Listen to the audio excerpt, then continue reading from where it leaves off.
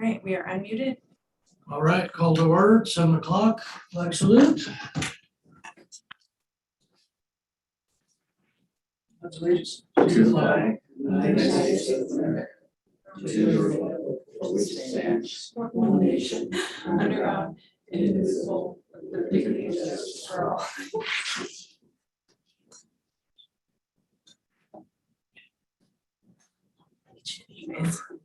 Do we have any topics from the floor out there right now? Just a minute, back up the minutes. Are there any additional corrections to the minutes? I thought there was a correction. What is it? It was on page 3. Where it says the motion. I think they switched this. Does it matter to you? Not really. We. Okay, I'll be taking care of the meeting tonight. Dan is home. I believe you're here with us on Zoom. He's muted. He's muted. Okay. Hello, I am here. And Okay. I'm in quarantine. My wife had COVID. Oh, sorry to hear that. Okay, any topics from the floor out there? Okay, I don't see any. At this time, topic. Just a second, I'd like Russ. to Introduce, let me make sure there's no one on Zoom. I forget about that. Yeah, so we've got quite a few people in the Zoom lobby. If you have anything that you'd like to speak on that isn't on the planning commission agenda, please use the raise hand function. And we will ask you to unmute. Can I?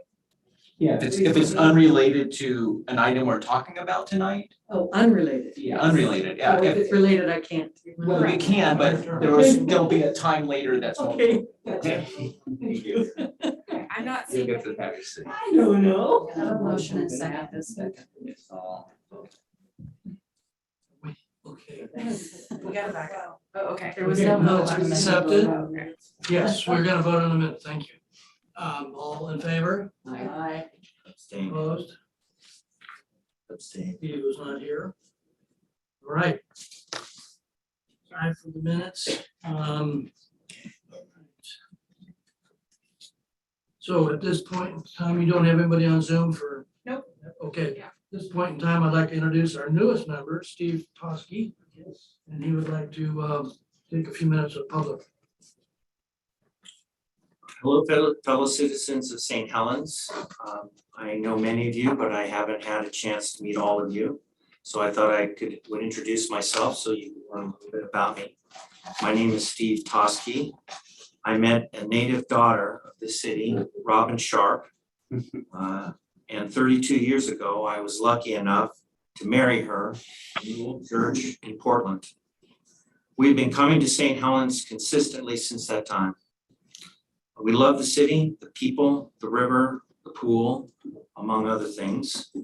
3 years ago, we bought a home here with the idea we would transition our lives to live by the river where we have friends and family.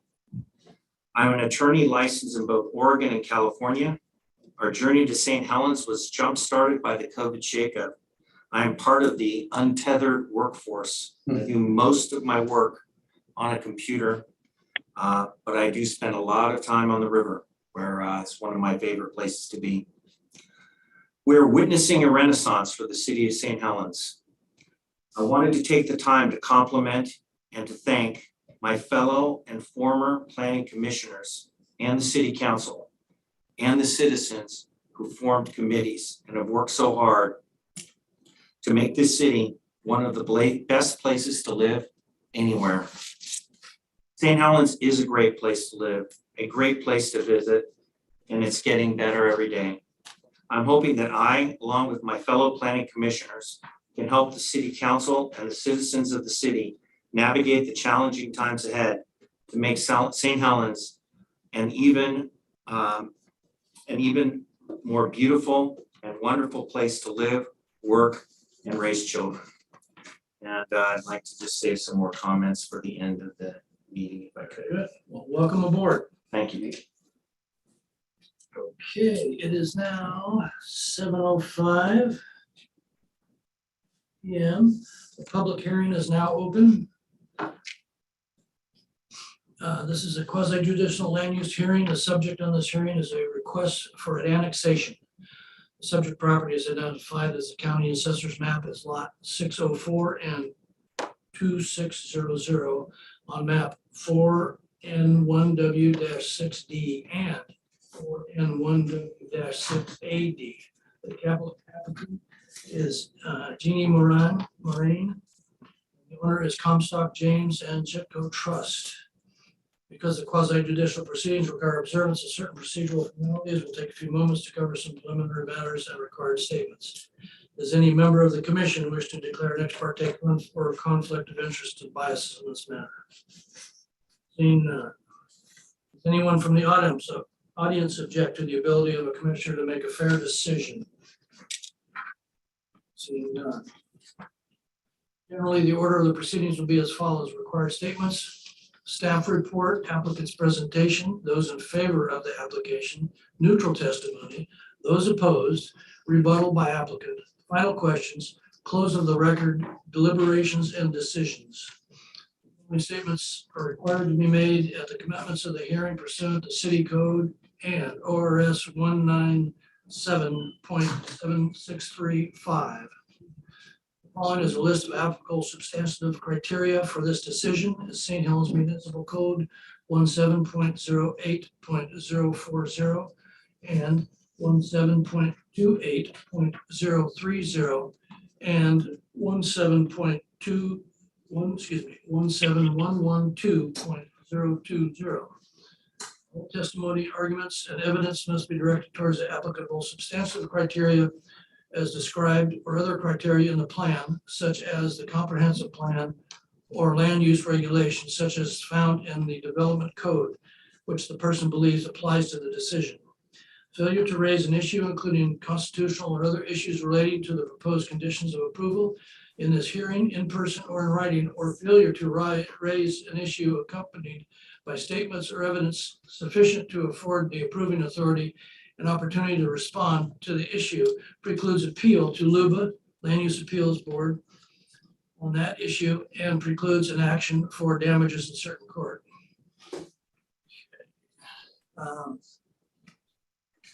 Jacob.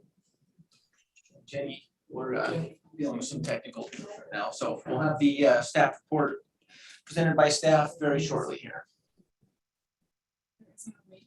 On the chat, if you scroll down to his name, there's a little video. Can you click We're trying to get Dan's video showing. I'm here. Yeah, we see you. So you don't have an option to show your video, Dan? I hit it and it says that the host has stopped it. Yeah, let me make you a co-host and just see if that solves it. Okay. Sorry, we're trying to get this kind of hybrid style working. Did that allow you to do anything, Dan? There we go. Yeah, there we go. There we go. Now let me get it so that the commissioners can see you. So it's among all these others though, so it's a little bit awkward. Can you put less people on the screen? That's okay. How about we just do that when you speak, I can try to manage that. For now, I'm just gonna have the share screen. Okay, I'll leave it on. If I mute myself, then I can't get back on. Yeah, I would just leave yourself unmuted if you don't mind. Okay. Okay, thanks everybody for working with us through that. Thank you Okay, all. so going into the staff report. So right now I've got a map up. The topic, as Russ indicated, is an annexation. And first I want to point out, there were 3 letters in emails actually that were added into the record. All of the commissioners got emailed copies of those. And these were given after the staff report was prepared. So I just want to make sure everybody received those and had the opportunity to read them. The commissioners who are in the room got hard copies and Dan got a digital. So that out of the way. So the property we're looking at tonight it's actually two lots. One smaller one at 1 acre and then a larger one, which is 11 acres. Both of these lots abut Pittsburgh Road to the north. So I'm gonna zoom in a little bit on this map to show you where they're at. So we've got Pittsburgh Road to the north along here. There's Meadowview Drive, which is this kind of curvy road and abuts the property for about 270 feet along the west side. There's some other potential street connections that would abut the property. One is Willie Lane, which currently dead ends. One is Edna Bar Avenue, which dead ends into the property. Another is Westboro Way. And then down here, which Jacob's going to talk about at the next agenda item, there's opportunity to connect to Bar Avenue directly here. But the topic tonight is just annexation of this large 12-acre property where my cursor's hovering over. So there's those five potential street connections. Wetlands divide this up into three main sections. Does everyone see the wetland map? Dan, can you nod if you see that wetland map that I'm sharing?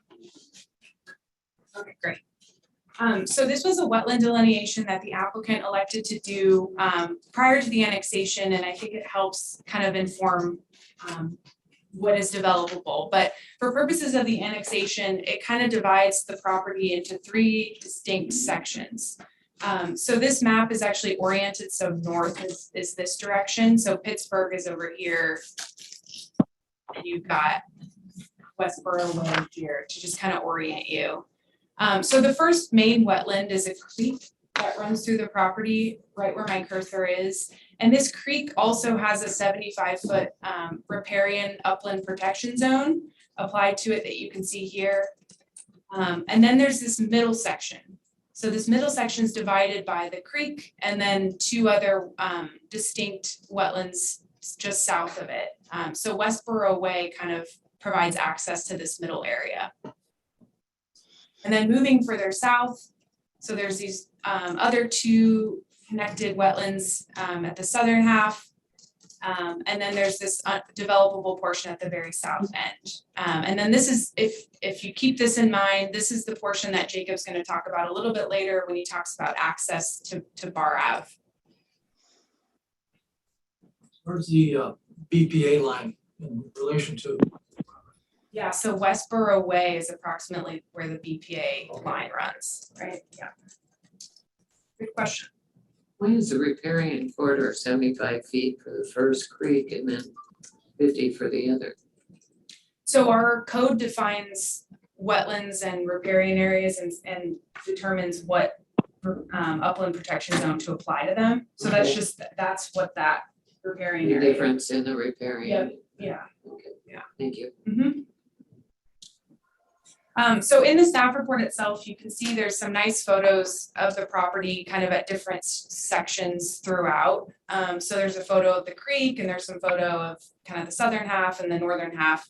So hopefully you look through your staff report just to see what the property looks like if you're interested.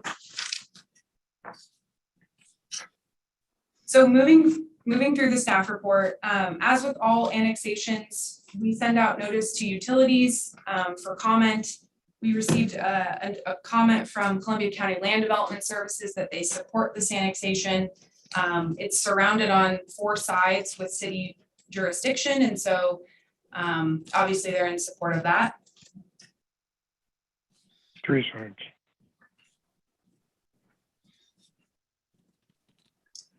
So another criteria we would look at is compliance with our comprehensive plan. So our comprehensive plan designates this property what we call rural, suburban, unincorporated residential. And that has multiple zoning options that we can consider, and I'll consider those at the end of my report. But for the purposes of our comp plan, we have an adopted housing needs analysis, and that's been added to our comprehensive plan. So we have to consider it when we determine zoning, for example. And so I just want to point out that our comp plan, we gotta consider the policies within it, the HNA is within our comp plan.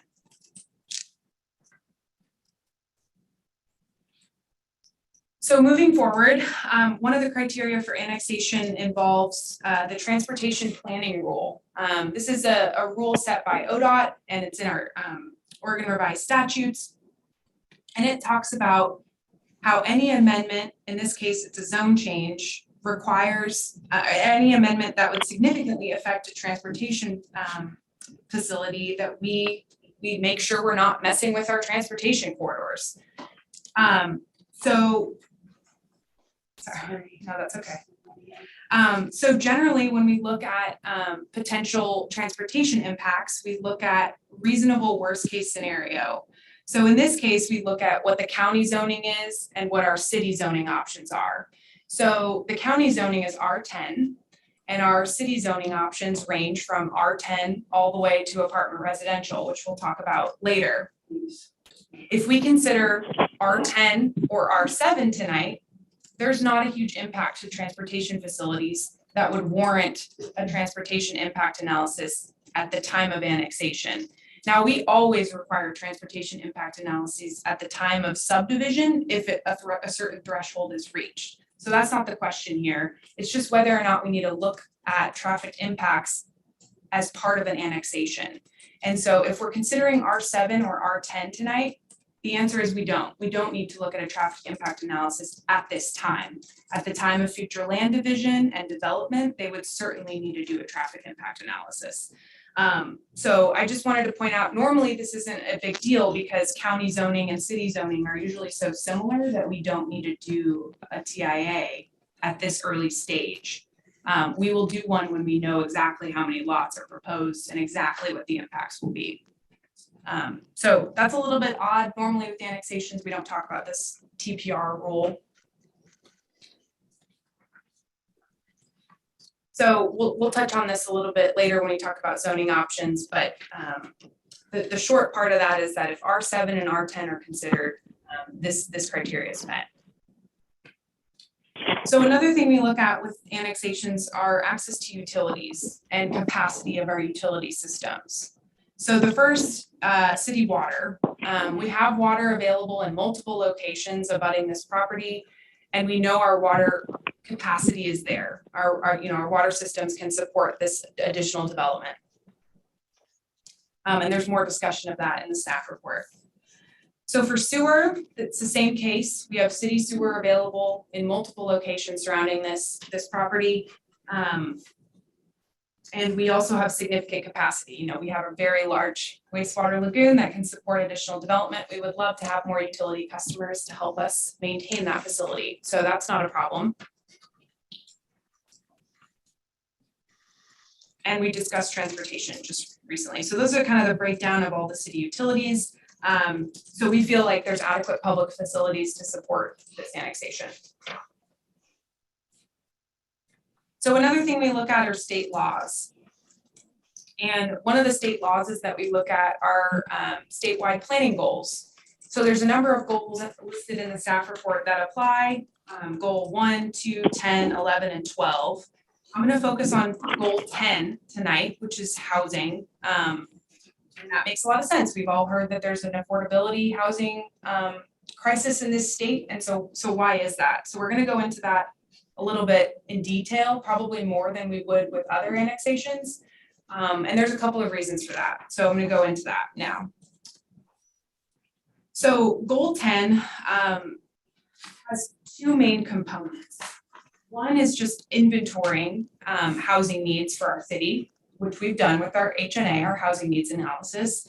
And then 2, it talks about supporting a broad spectrum of housing availability in both quantity and type. And that's important because our zoning has different types of residential uses allowed. So first I want to focus on inventorying. So I'm going to go ahead and pull up this table in our staff report.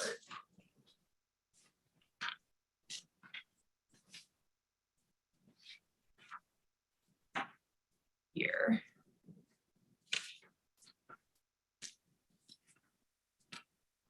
So this table is an excerpt from our housing needs analysis.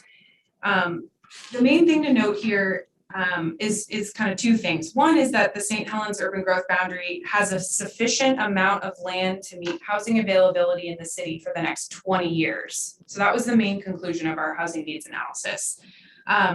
It did note that there's a small deficiency in high density residential. That's what this 8 acres in parentheses is corresponding to.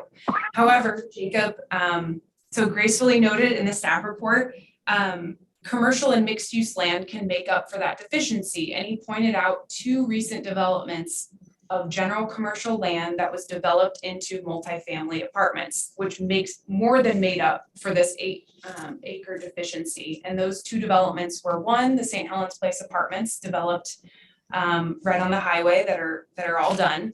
And then 2, the Gable Road apartment complex. So both of those were zoned for general commercial and developed with conditional use permits for multifamily. So all of that is to say that the city doesn't have a deficient need or a need for multifamily development. And so we're not urged by our housing needs analysis to zone this as high density residential. If you want to consider higher density, we can, but the housing needs analysis doesn't require it.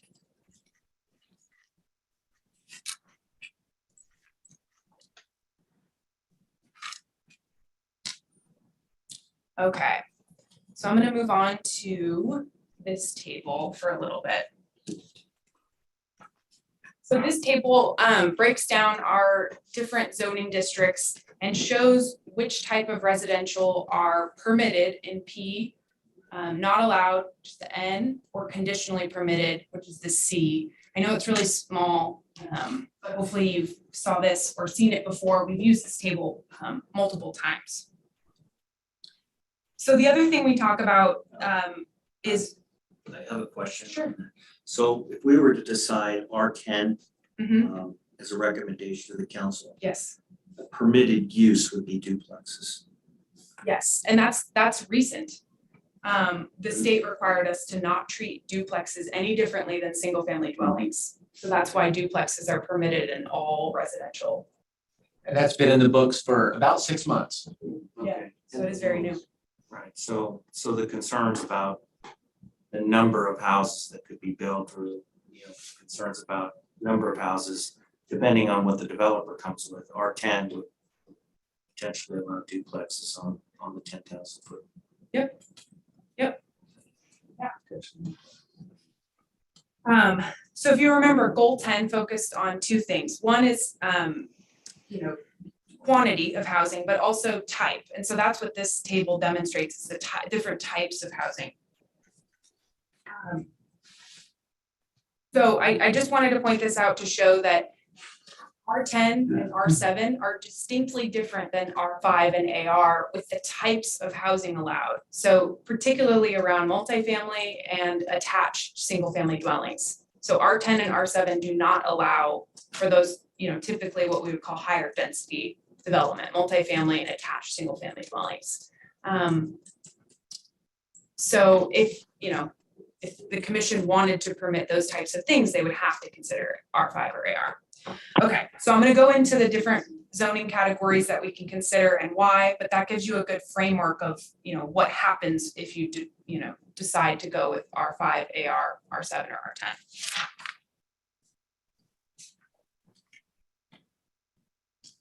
R10. Let's see, so I'm going to pull up the map again here.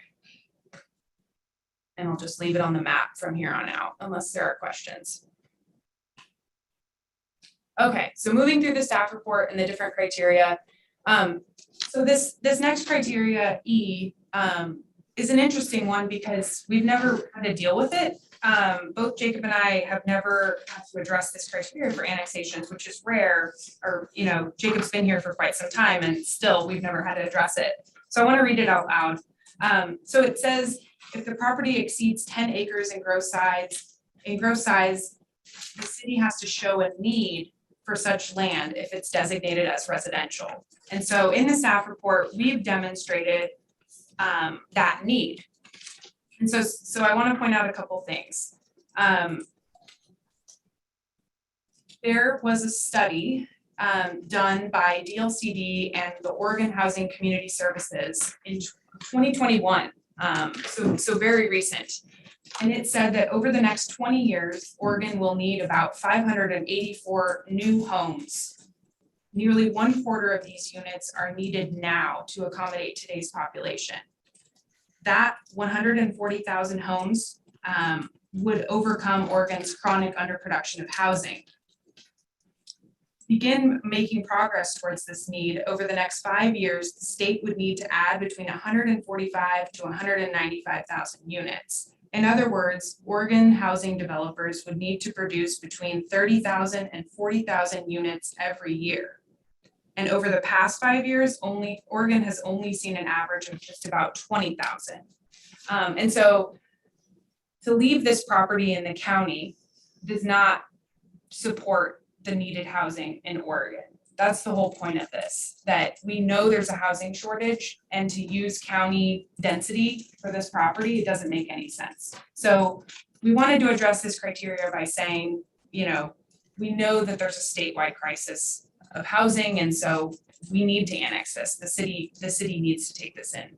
And then the other part of that is we need proper street connections. So there's a couple of dead ends that are greater than 150 feet with no proper fire turnaround. So like Willie Lane, for example. And so you can also demonstrate city need by just saying we need to develop these street connections in order to have a functional transportation system that's safe and effective for all the residents that access off of them. And so that's how we've addressed finding E. We said there's a need for both housing at urban density and for transportation improvements. Can I ask another question? Sure. So it looks like there's gonna be a pretty large, I did not calculate this, but a pretty large section of both of the our properties are gonna be set aside as riparian zones. And so if we exclude, number one, if we exclude those sections that are riparian zones, does that then potentially qualify this property for annexation without the finding of a need? And can we make that, can we do that? Those are two probably hard questions, but I see, I'd have to get my square foot meter out, so it's 23,000 square feet for one area, and then this looks like another 25,000. I don't know how many square feet there are in it. Yeah, it sounds to me like you're trying to calculate net developable area, like what is actually developable on the property. Well, I think that the riparian area is gonna be just what it is, and if that's the term that can be used, maybe, but I'm thinking rather than find a need based upon state standards or city right-of-ways, we may not need to get there if we, I think that some people are gonna be interested in making sure this wetlands is preserved and protected. And that, if we say that, the wetlands preserve is protected, we're really taking that out of the developable space. And therefore, we don't need to find a housing need in order to annex it. I guess the difference is whether or not the property remains in the county or not. And I would believe that the county has its own protections for wetlands because it's a state jurisdictional water, just like the Department of State Lands has protections over those wetlands. That's why I don't quite follow your question. Well, maybe I should have just said yes to your first clarifying question. Yes, whatever that was. I'm trying to figure the net, yeah. Yeah, I'm trying to figure the net out. What's the net? We'll get into that. I mean, we're Okay, gonna talk all right. about parcels, so that's. All right. Just for your thinking, acre is 43,560 square feet. 1 acre. 43,560. Okay, so we're close. And the more findings you add, the merrier is a lot of times the case. What? The more findings that you add to the basis of a decision, usually the more the merrier. Thank you. Because Jacob have its own protection zones. The for county wetlands. does have some, I don't know if they apply to these, but they do have some of their own. I'm not sure if this is the time, but Is there some kind of clarification why there seems to be between R7 and R10 that specific divided line? Yeah. No, it's a good question. I think both Jacob and I scratch our heads when we look at zoning maps sometimes about why certain lines were chosen. BPA easement. It follows the BPA easement. If you look at the change in density. Yeah. Even further up from the orange R5 to the yellow R7, it's that same place. So sometimes someone decided that that division line was gonna be that BPA easement. That's why it's in that location, but I don't know why they determined the actual. Yeah, it's, the zoning gods in the 1980s determined that. You're like, well, this is a straight line. Yeah, right. We like to follow water bodies when we do other things, so why not follow BPA easements? Yeah. Okay, so moving on, we're finally into the meat of the discussion, which is what to zone the property. So thanks for bearing with me through all that other stuff. So the City of St. Helens has a 2-map system where we look at our comprehensive plan zoning, and that is rural, suburban, unincorporated residential. And there are specific zoning categories we can take from that comprehensive plan designation. So if you go then into our comprehensive plan, it says that you can zone rural, suburban, unincorporated residential, R10, R7, or under special circumstances, R5 or AR. In the staff report, it lays out what those special circumstances of higher density is. We don't necessarily want to go into it because it's not staff's recommendation to zone these properties R5 or AR upon annexation. If we want to have a discussion about it, I'm happy to, but I think the default zoning here would be just what Jennifer mentioned is R10 following that distinction, right where that BPA easement is. The default zoning would be R10 up here and R7 for everything south of that BPA easement, following the line. That would be the default zoning if you just base it on surrounding properties, which is what we do often when we look at zoning is what is it next to? I would say we know there's a housing shortage. And so if the commission did want to consider housing need as part of their findings, maybe a more acceptable and consistent with surrounding zoning might be R7 for the entire property as opposed to R10 for the northern portion of the property. But that sort of depends on the commission's interest in pursuing this sort of larger Oregon housing crisis. Our housing needs analysis doesn't demonstrate a significant need for R7 zoning. We have a surplus there too. So I don't think that we're sort of obligated, but I think it's worth discussing. And then just to come back to that transportation conversation I had earlier, if the commission did want to consider R5 or AR, we have this issue of needing to do more traffic impact study in the area because that's such a significant zoning variation from R10, which it is currently, to R5, which is almost double the density. So that's definitely not staff's recommendation tonight.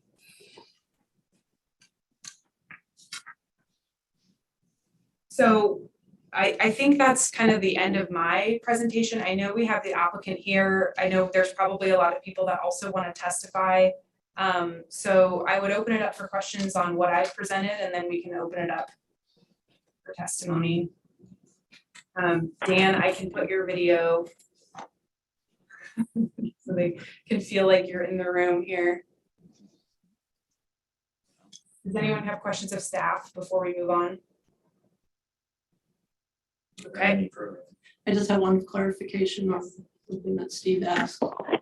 Is state bill allowing duplexes in one ownership though, right? Because that's the difference. It's not a shared wall type of agreement where two people own. So really, understand what I'm trying to say, not very effectively. No, what is it?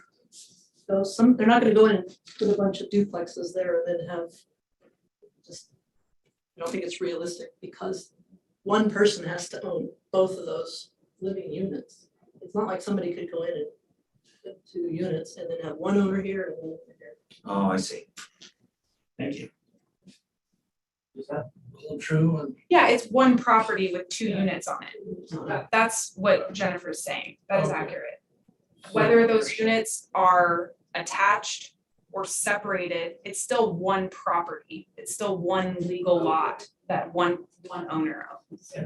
like a Hatfield project, is that what this, I forget. Those are attached single-family dwellings, which are only allowed, remember, if you remember the table, in certain zoning, not in R7 or R10. But people could, let's say, build a house and then a smaller house. And, have an in-law or, where their family members could live, so you have the one and then there's another, or maybe even a rental. Yep. Those would be options for single, one person owns, there are a number of projects like that where there are these auxiliary units for extended family, other uses, things like that. So that people have those options, they're actually very Even in valuable. R10, that is an option. Even in our lowest density R10, our code allows 2 units to be built. So that is Those are true. very valuable properties, it can be. And that was a unit. mandated by the state. The state said, okay, St. Helens, you're greater than 10,000 in population. You have a requirement to allow duplexes by right, just like single-family dwellings. Right, so the developer could have the option to build those kinds of things as an option. Yeah. It could be one of the, on an R10 or R7 even. Or a developer builds a house and then 10 years later, they say, hey, you know what? Grandma needs to be watched. We need to add that. I mean, I'm not saying that wasn't supposed to come out like that. But because of health problems. Feeling kind of like converters or something. Has there been any clarification with covenants and restrictions? Meaning, can the developer come in and set covenants and restrictions to prevent the 2 units? No, they can't. There's provisions, and we touched upon this when we were talking about the law revisions that says if you had pre-existing covenants and restrictions, all right, well, they're pre-existing, but new ones cannot bias duplexes. I don't know if that's been tested yet or not. I don't know. I don't know if it's been tested. That's always the thing. Has it been tested and taken to court and that stuff? I had one more question about the access road, Pittsburgh Road. There was some concerns brought up about it being narrow and it's a county road. There was something brought up. Maybe I misread that. Usually it's allowed access to the road because of the curves, sight distance and other things like Emerald Meadows. Yeah, and this is, remember, this is an annexation. We're not talking about And Pittsburgh Road is something to consider when we talk about development of the property. Right. But for the purposes of the annexation, we know that we have transportation facilities around the site that can be served. And adequacy of those and where the access will be part of a subdivision application or some other development thereof. But there is a concern that if there's a more dense zoning, that would then bring up transportation concerns. And so, okay, so I just think I don't know where we're gonna go with it, but like you said, the more findings, the barrier. Yeah, Right. your specific question was about right of way width along Pittsburgh. And we can require additional right of way to be dedicated to the city to meet our transportation needs, but only as a part of a development plan, so a subdivision. So we can address actually pulling things out of the developer once they've applied. Right now, we'll just add the dirt and zone. I get what I follow what you're saying now. We'll see this again. Covering that. Yeah. We'll see it again. Yeah. Oh, yeah. When the developer Just wants to adding draw the the- streets in and all that, and then we look at it again. Yeah. So are there other questions of staff? I know the applicant is ready to speak. Yes. We're ready? Okay. All right. All right, Jeannie, I know you are chomping at the bit. You've listened to all of us. I'm gonna ask to unmute and I don't know if you set the meeting up right for video, because I can't ask her to do video. Everything that I set up was, Yeah. it got changed. Yeah, I can do video if Oh, can you? If you, it'll let if you, me. do you Oh, have the you have to option? let me do video, but Oh. no, I You have say to you'd have make to let me. so they can share screen. This shouldn't have, hold on a second. I just don't understand why I have to able to show. Yeah, it won't let me do it, but maybe. Start video. Okay. All right. Try that, Jeannie. Okay. Okay, great. We can Right, see you. can you see me now? Yeah, let me change my view here. Okay, try saying something. Sure, can you hear me now? Yep, we can hear you and see you. Okay, awesome. Well, before you see me, I think it's even more important to see James and Chieko Comstock, my in-laws, if you can hopefully see. I'm trying to. I think your background is blurring. Oh, Here we- Oh, the there. picture. Spot where we could Put see it kind it. of where your face is. There we go. Right there. There's Comstock. Okay. So these are my my in-laws, or I call my parents as well, because their son and I have been married and we have 4 children for upwards of 3 decades. I won't say how long because I want you to know how old I am, for lack of a better way to say it that way. But the key thing for us with this entire thing is a couple of things. My father-in-law unfortunately passed away in July, and it was his mother, Sarah Comstock, whose father had built the farmhouse actually on Pittsburgh Road in 1923. So they were some of the earlier settlers in the town.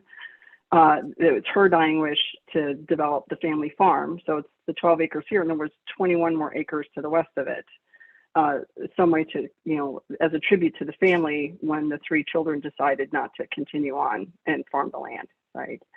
And some of the key takeaways that she had instilled, not just in my father-in-law, but in my husband.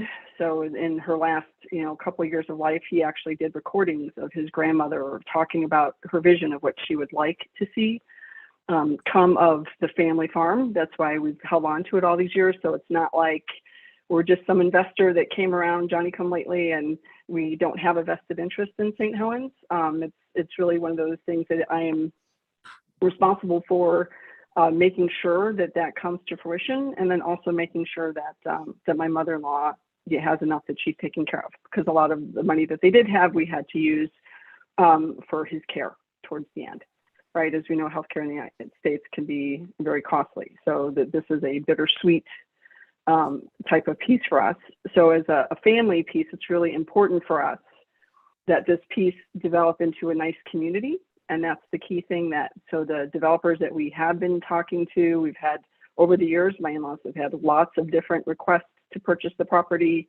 But because of that promise to his mother, my father-in-law has been very adamant about it's got to be something for the greater good of St. Helens. It can't just be for an individual benefit. And it's got to be something that the Comstock name will live on as a tribute to his mother, and a tribute, basically to what his family meant to the town as one of the early settlers. Does that make sense to everybody? So having said that, a couple of things with what we've done is over the last few years, and I've been working with him on this. So I've been working with him roughly since 2006. He'd been working on his vision of the community. It just unfortunately, between work, time, life, he didn't have time to see it through. But some of the key things that we're looking at were, a sense of community. So we're asking not to have apartments or high density housing, right? He wants a community that's going to be something that will be, people that are going to buy there, they're going to be invested in there.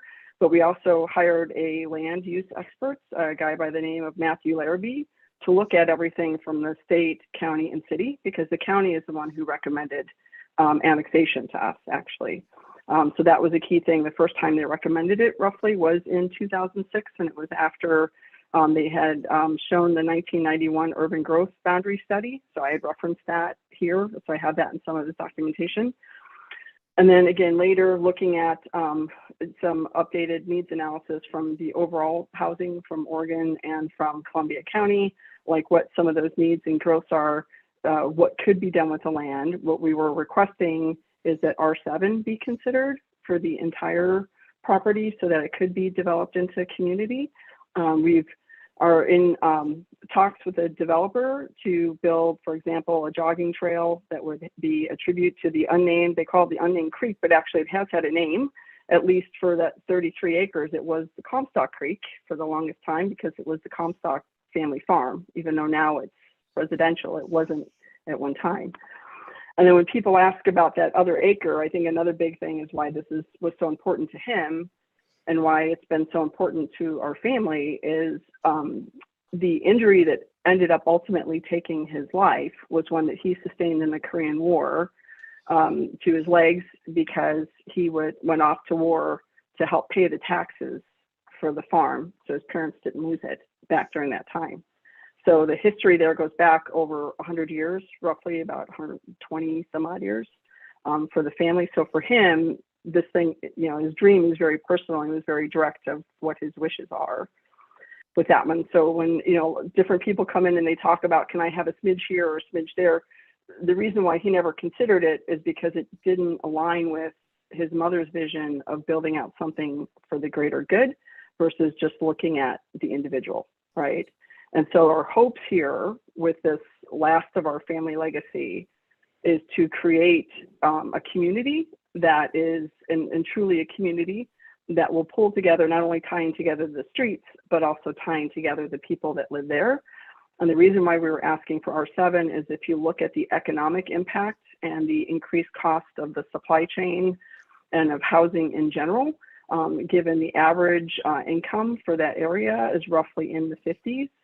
You know, if you went to R10, it might make it out of reach for people that are, you know, wanting to start out or not even wanting to start out, but, you know, wanting to buy a newer home or to uplift from an existing one, right? So it's just one of those things to consider is the rising cost in supply chain and the rising cost of development that has created some of this crisis in the state of Oregon and not just in Columbia County.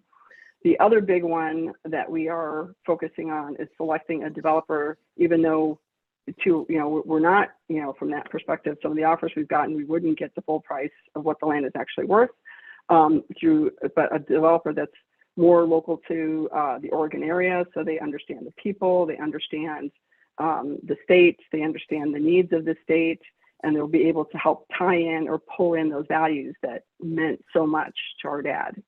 Right. So for me, it's when people think of it like it's not just an investment piece. This is the last of our family farm and our family legacy. And I want to make sure that,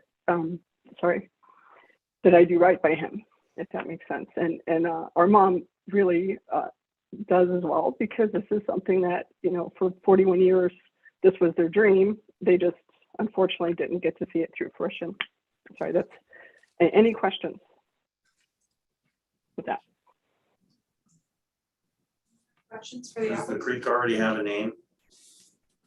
They- Comstock Creek? It's an unnamed. That's what they call it. What's that?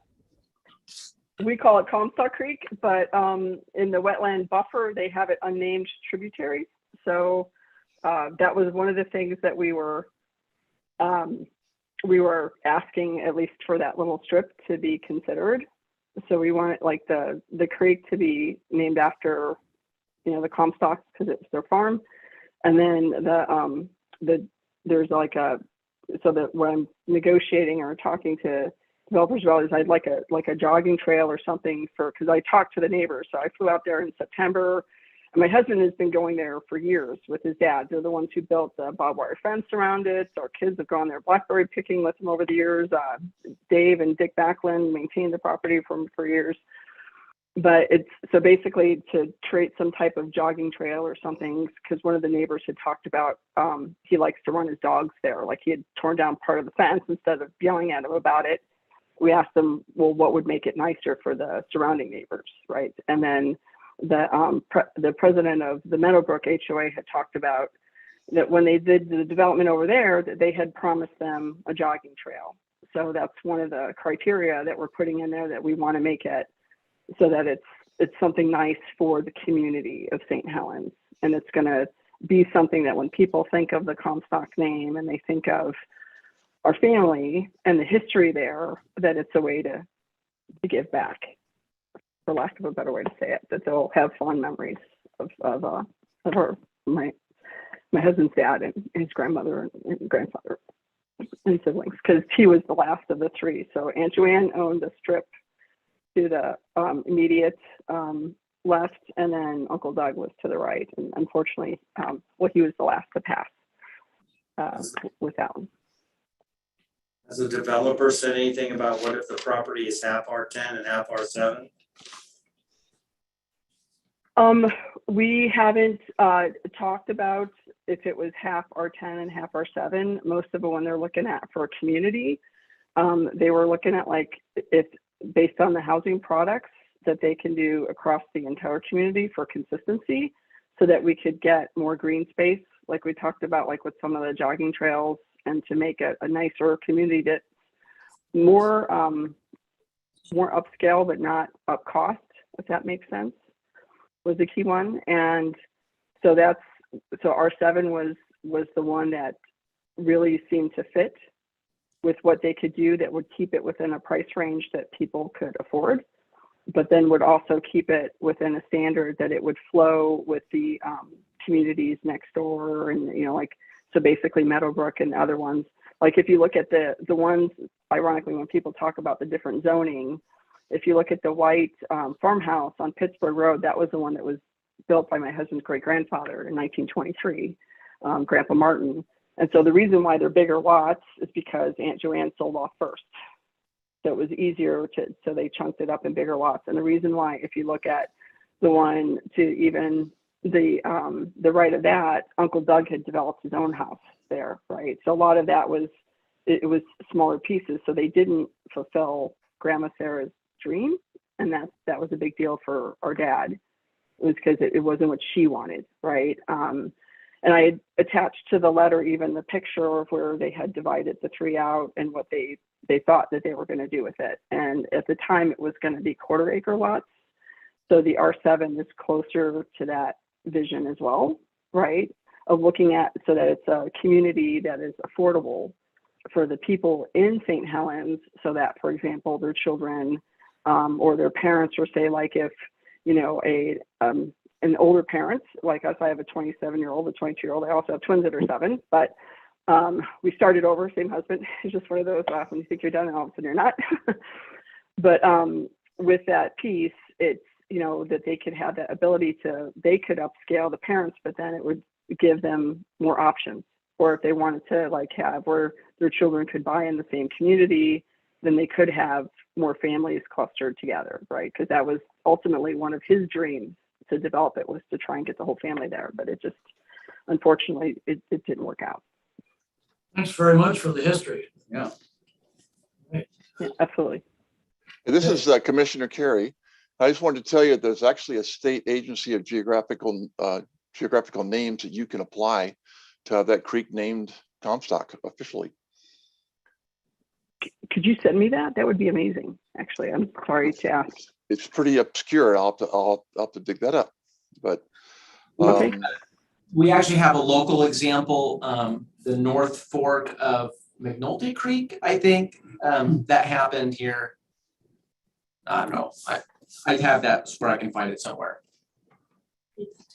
That would be awesome, because he's talked about, like, when he was a little boy, he used to make forts there, him and his brother and his sister. And then when he would bring his kids, my husband and his, up there, and they would make, they would go blackberry picking along the creek. So even when we had the blackberry bushes removed to do the wetland delineation, I cried, because I was just like, I hope they grow back. I know it sounds kind of silly, because I know blackberries are everywhere in Oregon, right?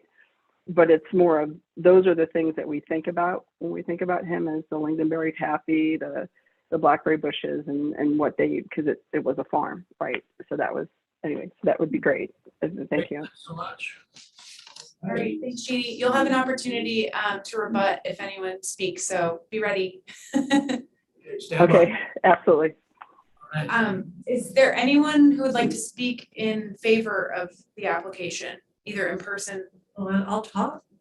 So we're gonna do in favor, neutral, and opposition. So, Well, I'm gonna say in favor just because I know it's a given. okay, yeah, but I do have. come on up. Please state your name for the record. Okay, Vicki Knust, NJUST. And just so you people know why I'm interested, I am at the corner of Westboro Way where it's gonna open up. My piece of property is, I guess I would call that the south of the R7.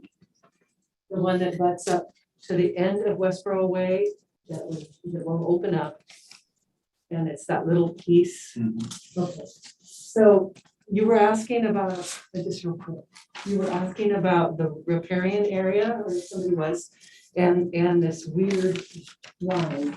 It's because the BPA actually, the lines cross over the front of the property of the houses on the other side of the street from me. So it's not across the road, it's actually at the beginning of their property line. So it makes sense that that division in the Meadowbrook subdivision is R7. And what's that, R10 up above, because that's the division, but they're further north than you think they are. Clarify, are you the one with the long driveway on your, we're not clear where you're at? Okay, I'm right here. There's a big map of, Point to the screen. Oh, That'd be helpful, thank you. okay, yeah. So my property's right here. Okay. Yeah, and see how that, actually the BPA goes right through here. So it's a little higher than you think. And then this whole area is a really deep ravine with a pretty good sized creek that really rages so it, it's got, and it cuts under the power lines. The creek does, and it's deep. It's it's probably why it's 75 feet. It's really its own little space. But I guess I love Jeannie's thing. I love her plan. I mean, R7, I've got this property and it's like 0.17 and it's definitely doable. It gives you a good sizable piece of property. I guess I wouldn't want to go more dense than that. I'm just thinking about the impact of the property that was built this year on the other side. This guy over here. All this. yeah, Rich Bailey subdivision. Yeah. And the majority of the people, except for this lot, no, let me see, this one, I think these ones, just these, all come here. And it's really impacted these people. So I know they're gonna get impacted a lot more. Clearly, I don't get it yet, but I will, I'm sure. And so if it was this, it makes a lot more sense than this for that. The wetlands are pretty expensive. That's why these lots are so big. Because it's pretty wet here. So it would be just kind of going like this, I think. But hopefully this is happening. What you guys talked about with access here, because I really want to see it go over the wetlands. So I guess I'm for it, because I have to be, but I don't really want to see this property go, but I get it. I guess that's it for now. All right. It's a beautiful piece of property, you guys. It really is. Jeannie, you listening? Thanks very much. Yeah, sure. So I'm gonna ask Cindy Furseth to.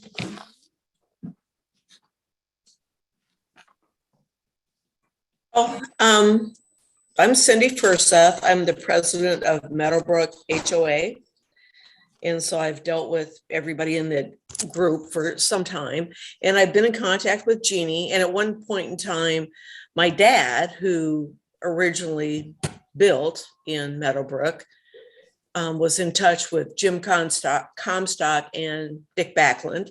So I kind of know what the history is, but I would say that from a Meadowbrook perspective, we have a lot of areas that people have either misunderstandings about, and I've been doing this for over 20 years, so it's not like it's unfamiliar to me. We have maintained the properties, we have maintained the access easements. Jeannie contacted me sometime last year, and I mean, we've even talked about, could you get through on Willie Lane? I found today's conversation about the fire trucks not being able to turn around on Willie interesting, because I've got the corner house, so I'm lucky, but I can still see where it would be an issue. I think that for the betterment of everyone, I know that when the initial development on the other side of Meadowbrook went in, and it was duplexes and all of that, and there aren't a lot of streets and people can't turn around and there's nowhere to park, it was not well done. And I see this as a project that is very well done, very well planned out, it's thought out, and a lot of consideration has been given to the people that live in the existing community. And I can see connecting the two and it being beneficial to everyone. We do maintain the BPA easement. We maintain the open space down towards the creek at the bottom of, it's on Bar before Roberts. And we maintain the easement that is right next to those 3 houses that are in there that are not part of Meadowbrook, but one of the original engineers had a house in there. So there was a lot of little weird carving out that went on at the time, but I still see where that is a reasonable from both that side and the other side. It's a reasonable access to be able to utilize the space and benefit everyone. And if we can benefit everybody, I think we're all doing the right thing.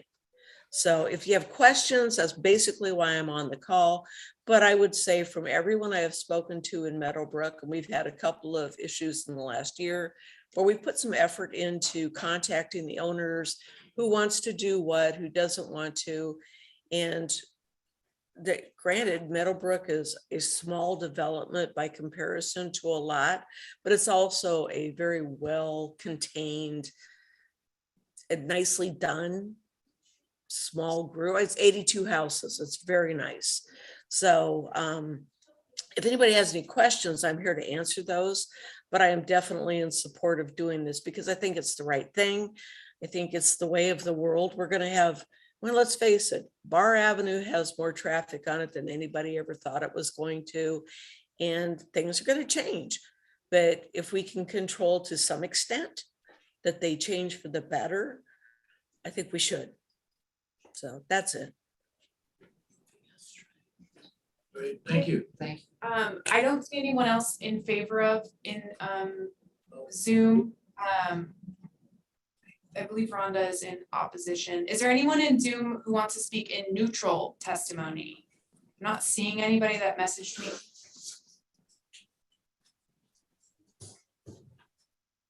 Okay, I think we're moving on to opposition. Oh, Autumn. Autumn, did you want to speak as neutral? Okay, I'm going to ask to unmute you. If you want to start your video, you can. No, I'll just leave it off. Great. So my name is Autumn Oliver, and my mom, sorry, I'm really emotional about this because my mom lives on 34815 Westboro Way in an orange house, and Rich, I call him Rich Dick Bailey, he built a subdivision over on her other side, and it has caused so much impact on her corner of that street. I mean, I have 2 kids, 3 and 4, and the amount of people that have zoomed up and around that road, not stopping at stop signs, not paying attention to children.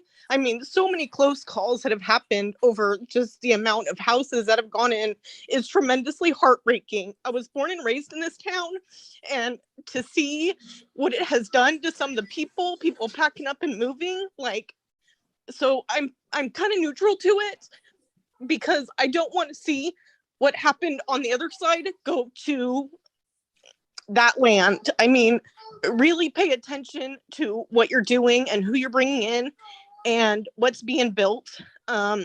Because like the emotional toll it's taking on people, it's insane. And a lot of people are afraid to speak up because they get turned down. But you know, I think enough is enough, and some people just really need to be considerate of everybody that lives in this community and around there and how long they've been in there and how long they've been a part of this town. So that's pretty much all I wanted to say. And your mother's on Westboro Way? Yeah, she lives in the Orange House. It's 34815 Westboro Way, and she has been such an advocate for people surrounding that neighborhood. She has talked to people who are afraid to speak up. She has gone to the city. She has, I mean, this woman has defended herself against so many people. I mean, she's worked and lived in this town for years, and it's just, yes, it's completely absurd what happened on that other side of that road. I mean, it's incredibly heartbreaking, because this is not the town that a lot of us knew.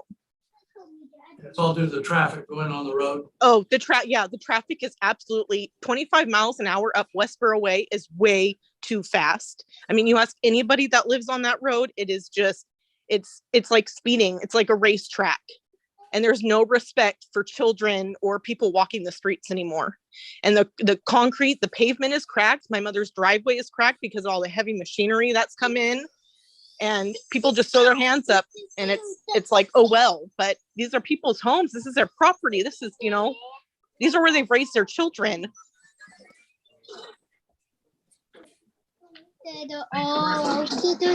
So that was all I wanted to say.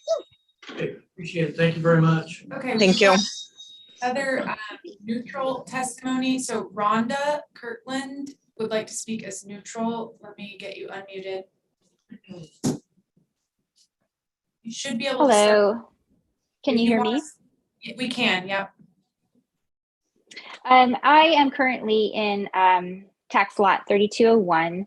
So our home is one of the carved out homes that are off of the long driveway on the off of the easement off of Bar Avenue.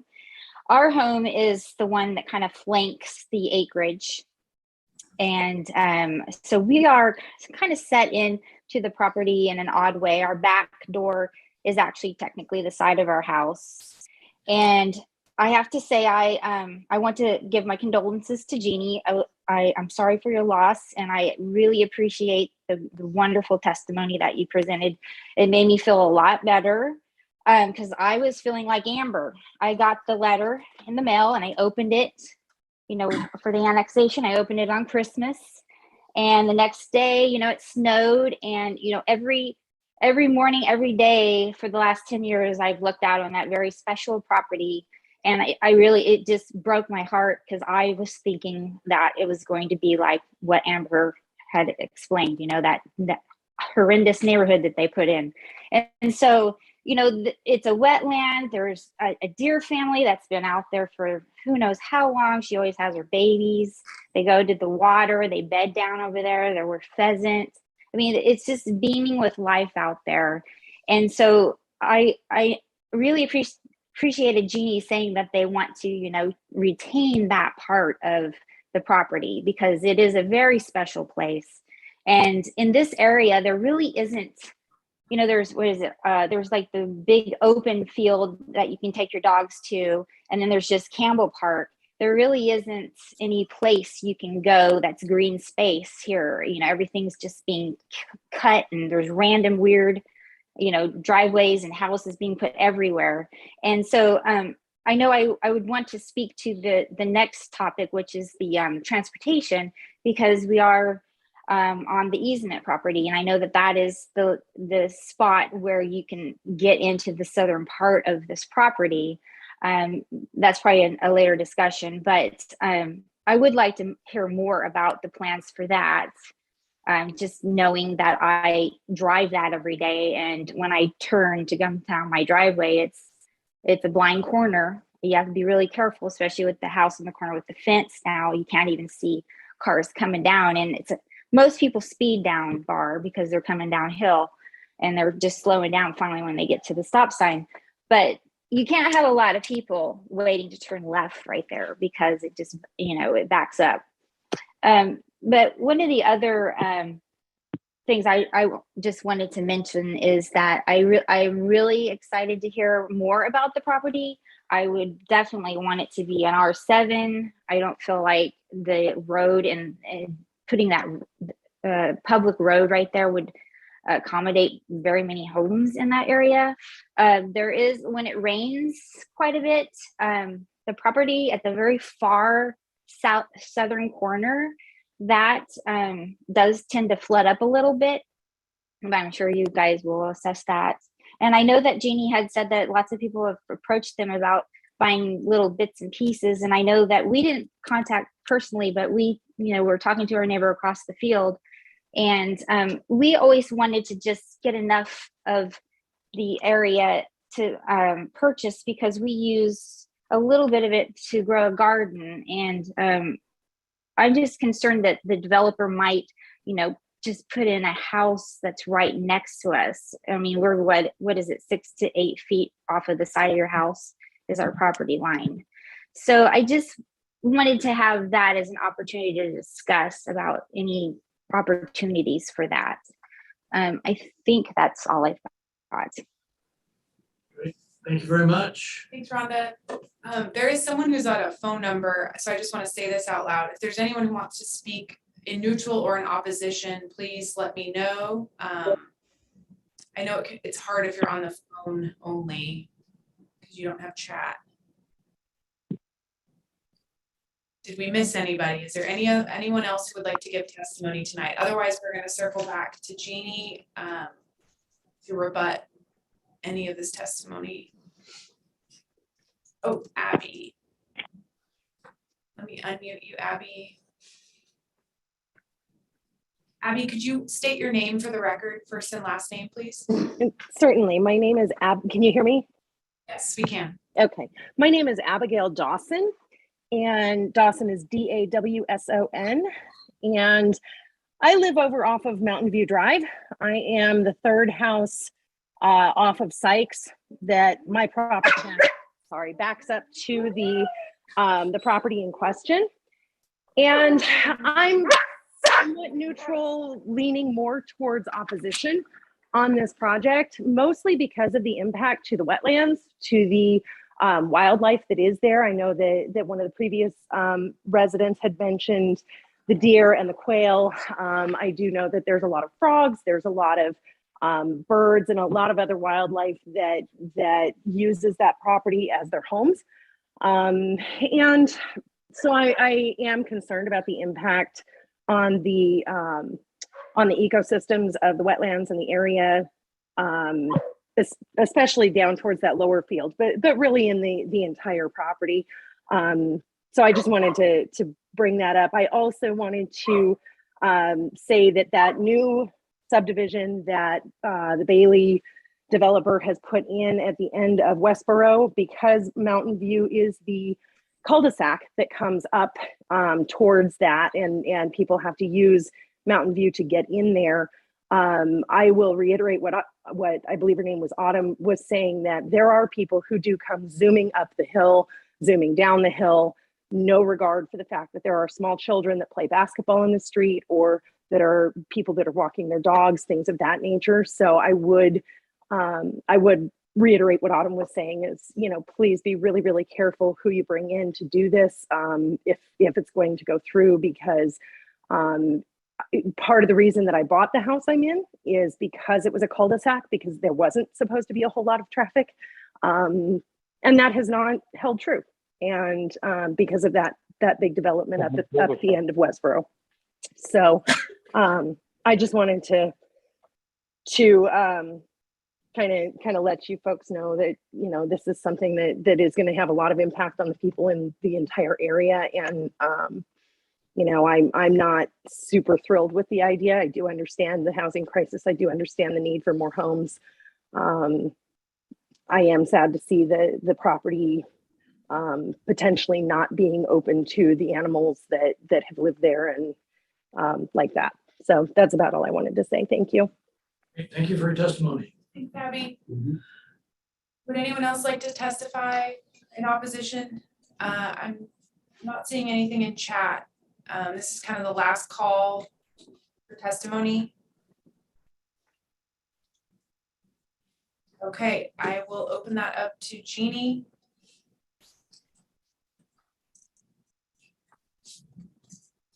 Jeannie. Can everyone hear me? Yes, and we can see you. Can you hear me? Okay, good. So a few things. So for Autumn and Abigail and Rhonda, I hear your concerns, you know, loud and clear, and they were actually some of the concerns of, frankly, why it's taken so long for our dad to decide, you know, okay, when is the time, right? And because he was going to develop it himself, and for years, this was his pet project forever. So that is why, as a family, frankly, even though we've gotten some offers that are literally hundreds of thousands more from, you know, national builders that have been interested in the property, like he's gotten tons of offers over the last 20 years. I've gotten a file full of offers over the last 10. We turned them down, actually, because we felt like not a single one of them, and this was the difference, and the ones that we're leaning towards, were the ones that actually went in and bothered to talk to the neighbors. So I told them the neighbors that we were talking to, folks like Cindy, you know, or talking to people in the town like the mayor, so Rick Scholes, or, you know, Jacob and Jenny and others that our dad had spoken to as well, because one of the key things for us as a family is to make sure that this is something that's good for St. Helens, because that town meant a lot to our family, especially to our dad and his mom and our aunt and uncle, and they're gone, right? So this is their legacy, and we don't want their legacy to be people upset because of zooming cars or things like that. Now, whether or not it was to be developed, it was always in the plans actually since the 1980s to be developed. So if you purchase your properties and you weren't aware of that, that's why they originally zoned it residential from farmland previously. I'm sorry for that one. Like that's kind of, you know, like I would go back and talk to whomever you bought the homes from that piece. Like, but I will tell you, as a family, what is important for our family is to make sure that the developer that is chosen is one that we partner very closely with. And the one that I'm frankly really leaning towards, or we have been leaning towards, he actually has gone in and he's talked to different members of the community. He's talked to everyone that we've asked him to. There's been 2 that have done that out of the 6 offers that we've gotten. And those are the only 2 that we're still talking to, right? Because it's important for us that they've actually walked the property, that they understand what it means to the residents of St. Helens, so that when you guys think of the Comstock name or the Martin name, when you think of our family, you think of what they contributed to the town and not what they took from it, and not your kids got hit. And when you talk about small children, I have twins that are 7. So my husband and I, so part of the delay, we not only have had 4 biological children of our own, but because I was a foster kid growing up, we've had 14, 12 foster and 2 exchange children. So children are very important to us. And that was a really critical aspect too of whatever's being developed. We wanted it to, that's why we're asking for our 7 to make it within reach, so that the family could stay together, right? That they could, and that it's a good place that people think about. Not from the youngest to the oldest, because at the end of the day, the land will out-survive all of us. But what matters most is your family and your legacy, and leaving the world a better place than when you came, right? For lack of a better way to say that, for everybody, right? And if I think of the gamut of where our family is in that sense. So I do hope that helps. I mean, obviously, I am not a developer. This is brand new. In fact, I took a sabbatical. If you Google my name, I'm one of the top 5 experts in the world for cloud computing. In fact, people think I'm crazy because I just got a Lifetime Achievement Award from Stanford for starting digital transformation, and I took a sabbatical off for this project. So kind of put everything on hold because because our dad was dying and our family was more important than anything else. And then this making sure that his dream comes to fruition and that our mom is taken care of is my top priority. And then I can go back to career or whatever the case may be, right? So I don't know if that helps to answer your questions. Go ahead. Thank you so much for the compassion that you're doing with the property. It's commendable that people think about the city rather than just the land. So do we have any other questions? Yes, this is Commissioner Carey. I don't know if you can see in the chat, Jeannie, but I put it in there, the Oregon Geographic Names Board. So if you look that up, Oregon Geographic Names Board, okay, you can get directions on how to submit a name for a creek. So I see. Oh, that's awesome. And the opportunity for testimony is done. Cindy, if you are wanting to speak on the next agenda item, that would be up for Jacob to decide. But for now, the public hearing portion of this process is over. So Russ will guide us through the next stuff as the chair. Sorry, Cindy. Okay, we didn't have any other questions. Okay. I have some. I think so. Hearing no further questions, the commission and no further responses from staff, the public record is closed, and this matter is returned to the table for deliberations and oral decisions. All right. This is a recommendation to council. Yes. I have another question though. Yep. So I'm coming back to so this is, if it's more than 12 acres, we have to make some kind of special finding in order to annex it. Did I misunderstand that? I'm just trying to return to that. Yeah, and the staff report came up with that finding. So Okay. we feel like there's a need for both housing at city density level and transportation improvements that warrant a finding there. Right. So we feel comfortable with that finding as is. If you want to add more, as Jacob And it's 10 acres, noted, I thought. yeah, it's greater than 10, but It's greater than 10. that's what the criteria And is. so 46,000, 47,000, 48,000 square feet per acre. 43,560. 43,560. So it looks like there's 158,000, looks like there's 150,000 square feet that's entitled an unencumbered area. Mhm. And so what does that mean, unencumbered area? If we approve this, what does that mean that we annex this and it's on this map as an unencumbered area? Does that mean it's set aside for? Buildable. Yeah, we're talking about gross and net. Right. I'm just And trying to figure out the riparian, if we can set aside the riparian because it's not going to be developable. Would it put us under that 10 acre threshold? Is that Correct. kind of what you're saying? Yeah. Right, because I'm thinking that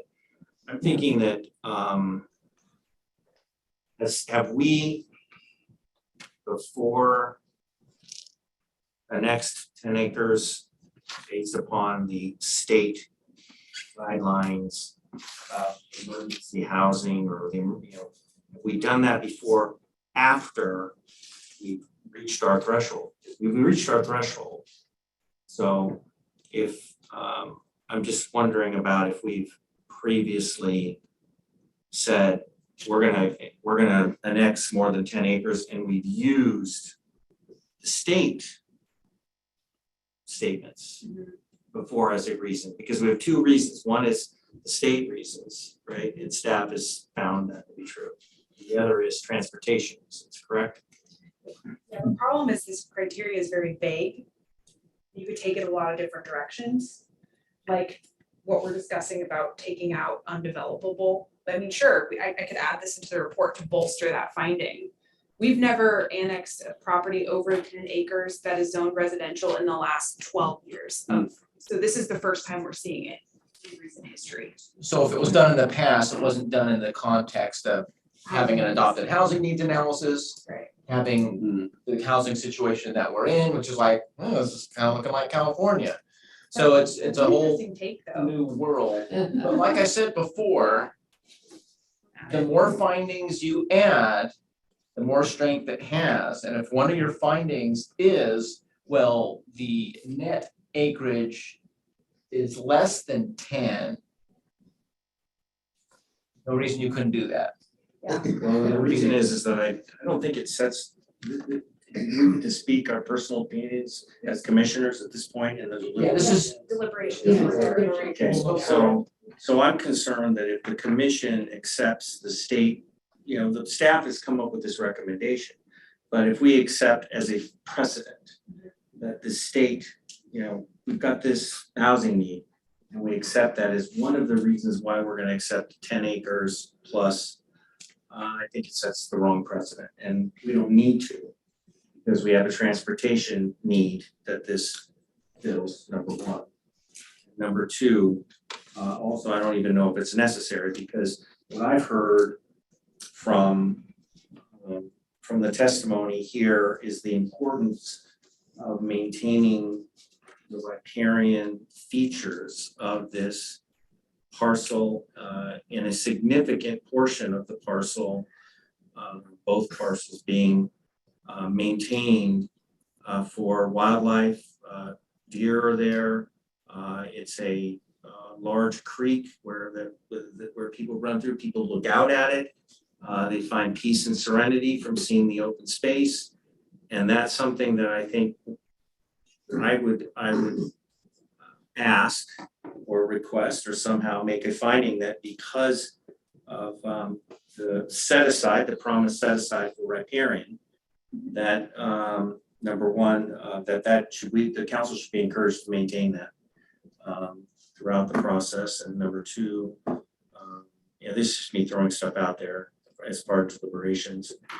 We may not need to make a finding, but if we do make a finding, it should only be on the transportation issues and not because the state has this finding and therefore we're going to annex 10 acres. I think that's a dangerous precedent that we don't want to do. I'm confused, Steve, are you deliberating in opposition of the annexation? No, I'm for the annexation. I'm for the annexation, but I'm against, I'm against the idea. Is that housing stuff still applies to goal 10. And so we can move that discussion into housing.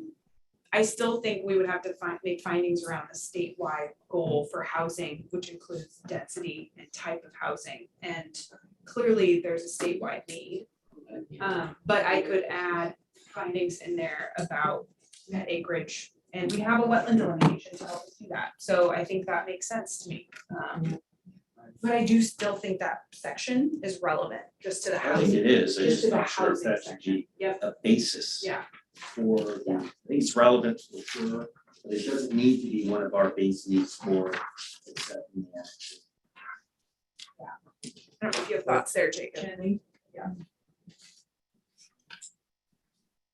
Jenny, Yes. can you, with the major strip of property on either side of the actual creek, can a park be placed in that riparian area? That's 75 feet wide. Yeah, that's a good As question. long as you don't interfere with, say, the edges of the creek, you can maintain it. okay. Really. 75-foot buffer, the 50-foot buffer, these are mandated requirements of our code. They've been in effect since December of 2003. So that's something that's gonna have to be considered for development of the property. So and it can be enjoyed, you don't just put barbed wire fence around it and say you can't go in it at all. So if it's if it functions like a nature park, sure. Well, Yeah, or sure. even have benches or whatever put in it, but just basically a quote park area, not a developed park. You know, with kids play toys and all that good stuff. Yeah. So just a natural. But if you make it a park, who's gonna maintain it? Huh?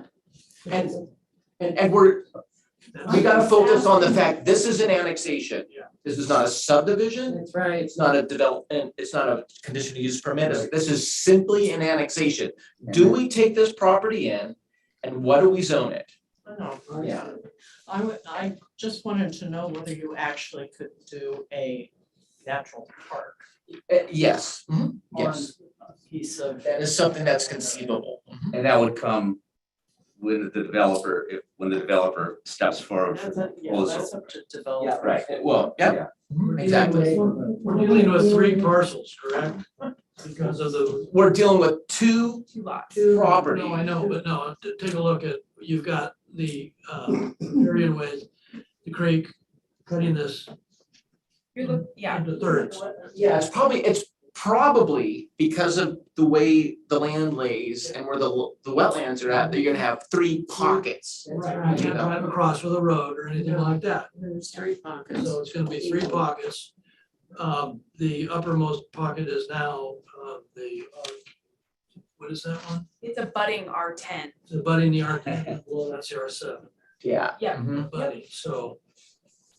I would prefer to see the northernmost portion at an R10 and the mid and lower at R7. So this is part of the, Is this the reason? The whole thing R7. They're gonna come back to us with variances and everything else. It just seems like an arbitrary line that somebody created. That's And as far as development, they're giving up so much property already.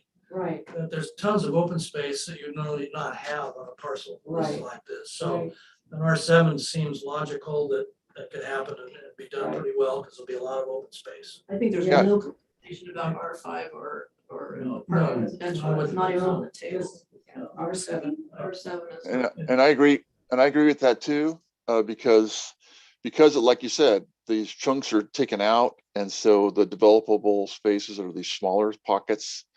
And so the R7 this whole 11 acres is not going to be developed in one big gigantic development because it's going to be broken into small pieces. So R7 would give more lots for the developer, but in smaller chunks. So it won't feel like a big development. And it won't input all of that development down the same street. Right, I think we have to take a hard look when it comes around to it about access to the different properties. But that's not for tonight. No, that's not tonight. Are you wanting a motion on the whole piece with the findings? So I'm hearing consensus around R7. Right. So Yes. R7 wasn't the recommendation, so we need to hear that in your motion. I understand that. And this is a recommendation to council, so you're Right. not approving it. I understand. And then if you would like to incorporate Commissioner Toski's recommendation around the wetland findings within criteria E, that's something for consideration. I took note of it. If the commission kind of followed what we were talking about, I followed it. So if you want to follow that, you can do that in your motion, add a finding about that. I personally don't see the big deal about it. Ask the riparian guy.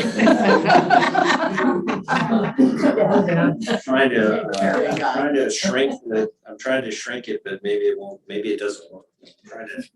Trying to make sure that we fit our findings outside of the state guidelines. And one of the reasons is we've got this large chunk that's gonna be right here, and it's not gonna be developed.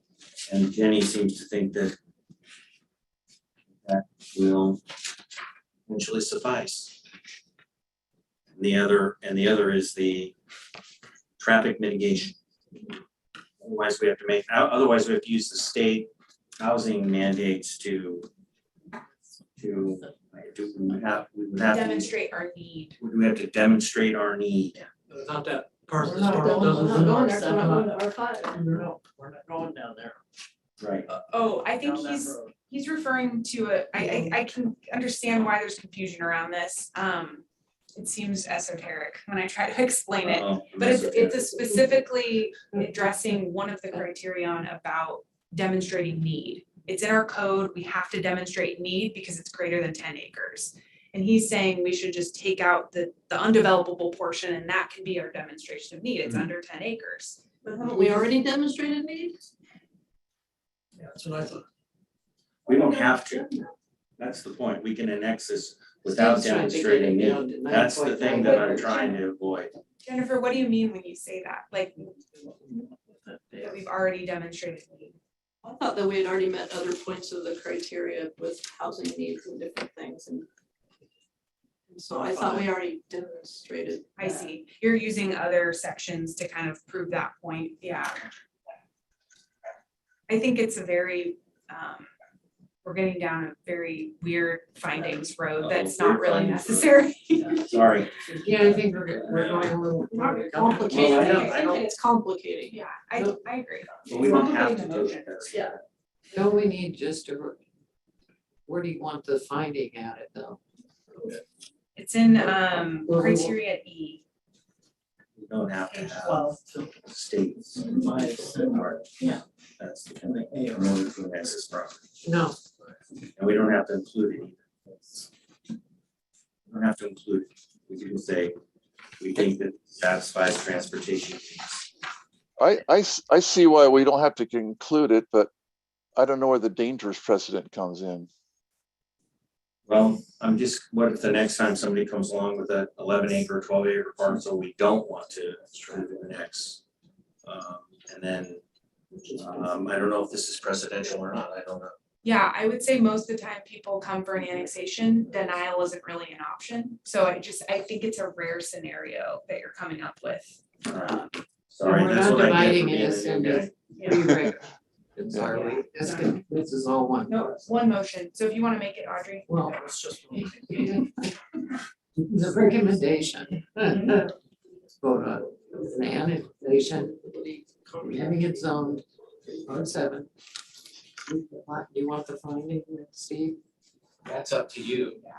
That's up What your to. finding? Yeah, I want Okay, finding. Steve wants his finding. Esoteric finding in there. Acetic, you've got to, that word. So the finding, Keep him copacetic. and that's that's emphasizing transportation and net.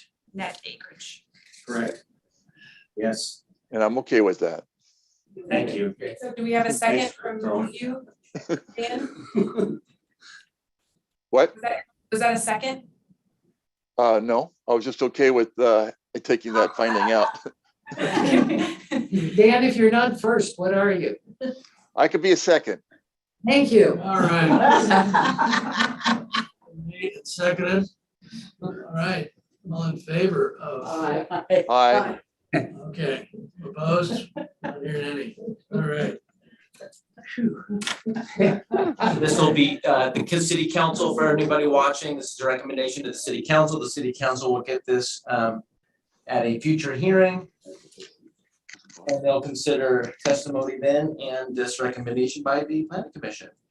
February 16th is the city council decision on this matter. February 16th, huh? Be there, keep it R7. Oops, that's yours.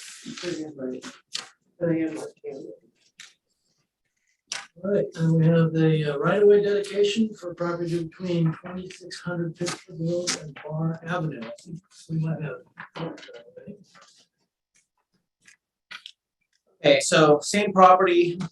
As we explore this, Let me have to share screen, everybody, so just a second. technology caught up. I think It's like-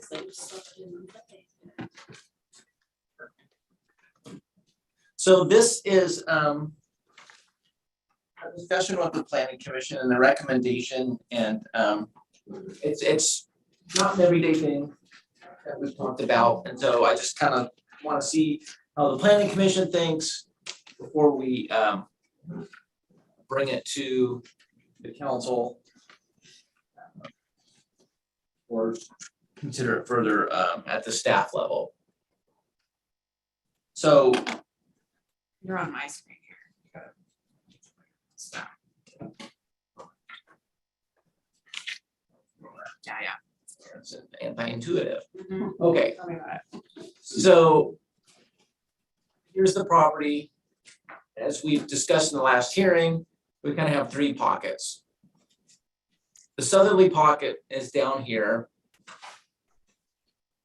You have these protected wetlands in between these two pockets. And so the question is, all right, what do we do about access to this most southerly pocket? And if we look at the overall, we can see that Bar Avenue is close. In fact, the property touches Bar Avenue, but at a point. And if we were only two-dimensional creatures, well, that point would probably work. However, we are not two-dimensional creatures, we are three-dimensional, so we need more than just a point.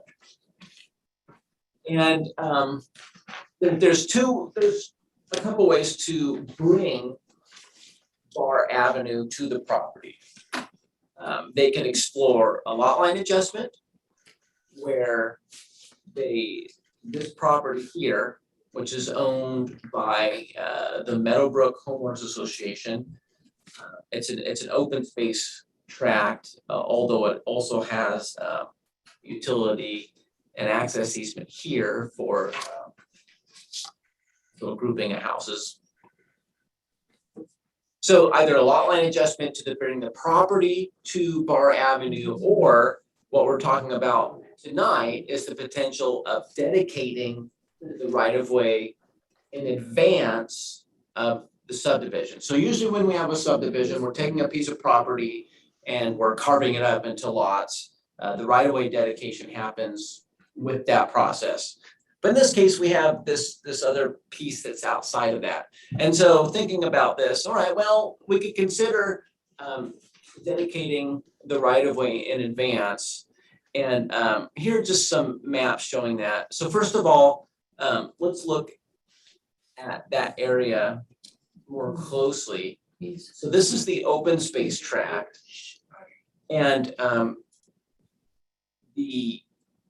so the Comstock property here is there. So that little point where it abuts Bar is right here. So a lot of this green space tract is this access and utility easement. And we're talking about right-of-way dedication that would kind of be in this area. So what's a right-of-way? Well, a right-of-way is somewhere where a lot of times you have access and utilities. And so if it's taking up an access and utility easement, well, there's not really a change. Those properties still maintain that access. And here is, sorry,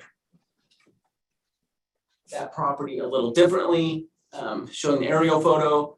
You can see the easement shown with that diagonal pattern. And then down here we have the cross hatching. That would be the suggested dedicated area, which isn't terribly large. I should note the Meadowbrook plan development, it's one of our older plan developments based on standards from another time where they needed some minimum open space. And the nice thing about this is it doesn't impact the open space at all because it's all just driveway and utilities now. Here's a closer view. In addition to vehicles, we also have to consider utilities. And we have this manhole here. And this is a structure that can conceivably be a point where a sewer line is branched off of. And usually when we talk about easements, we want 7.5 feet from the center of the line. In this case, we're just suggesting 10. It gives a little extra buffer room, and there's no apparent foul for doing that. Yeah, so the area here is about 1,500 square feet. No, that's not what I'm talking about. So it's a little unusual to think about the dedication in advance. The other thing I want to mention, it's kind of the sweet spot between Sykes Road to the south and Ruby Court. And this is very important. When I was thinking about this, because we have to think about our street access standards.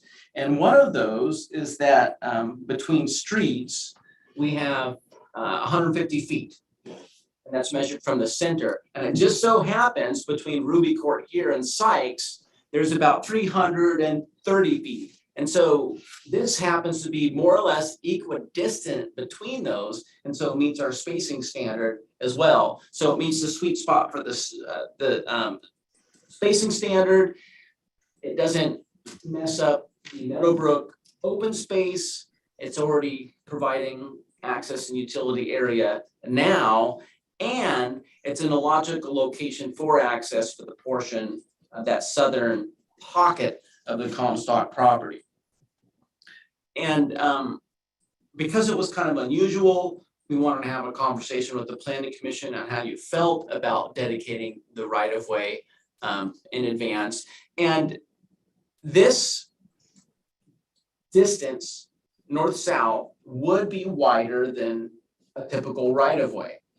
A standard public right-of-way providing access to that portion of the property would either be 40 or 50 feet in wide. And this is a little wider, but you do have cases where, like on a corner, the right-of-way may have a bulge in it. That's what we call an eyebrow, to provide better access for lots in the corner. And it would kind of be just a little oversized right-of-way, which would kind of function as one of those.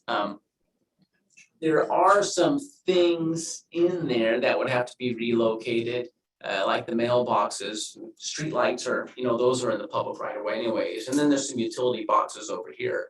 But it seems like a sacrificial area for the purpose of providing access. And so, does this freak you out? Do you think it's reasonable? Do you even know what I'm talking about? I wanted to have this discussion with the commission to help guide us on this. Is Bar Avenue wide enough at that spot to have a turn lane for making that left hand? If you put a road in there. That's a good question, but the other question is a turning lane warranted? Quite a bit of traffic up and down Bar Avenue. Well, think about it, just the lower portion. I did a quick calculation, and with streets and so forth, you might get 7 or 8 houses in there. I just said. It's a little tiny parcel. So our normal local street has 2 travel lanes and then on-street parking. I think if you sacrifice on-street parking for an area, you might be able to squeeze a turning lane in there. But that would be the type of thing that we would see with the traffic analysis for a subdivision, whether or not they felt that there was an actual functional deficiency with the street. This is Meadowbrook property, you're coming right through. Is it needed to HOA or? Yeah, so Gonna condemn it, or how does? the other thing I should mention is that we've had discussions with the Meadowbrook president, homeowners association president, who is open to the idea. We didn't just go in here, well, I think they'll like it. So there has been discussion with them. So they're open to it, and they're aware that, all right, well, let's explore this. And if it ends up that the city is uncomfortable allowing the right-of-way dedication at this juncture, they can still explore the lot line adjustment, and that would be between them and the Meadowbrook Homeowners Association. So this function is really up to them. Yeah, ultimately, it's up to Meadowbrook and the city council. City council has to accept the right-of-way dedication. Because this is a little unusual, I felt, well, this is a good thing for the planning commission to chew on, so that if we get to the council, we can at least say, okay, we have explored this with our planning commission, here's their recommendation. We're not just throwing this out you without considering it. This will set the landowner and Meadowbrook together, and they'll have to decide that it makes it a lot easier. So Jake, Yeah, it's done, so when a subdivision comes in, the right of way is already there and they can. so Jacob, there is no other access to the southern chunk of property, right? Or even possible access? No, really, Yeah. it's the most practical physical location, from what we can tell. Because there's no other right of way close. The other option would be from Westboro Way and, going over that wetland, which would take extra permitting and, just add more traffic to, Westboro and Mountain View. So the other good thing is if access is from Bar, it helps even the load a little bit from the surrounding street network. So each street network doesn't bear the full burden of the subdivision. So this isn't a public hearing. I don't know if you wanted to open it up. I think it's fair, because at the beginning, we asked people if they want to speak about something not on the agenda. It is fair, I think, to allow people to provide testimony.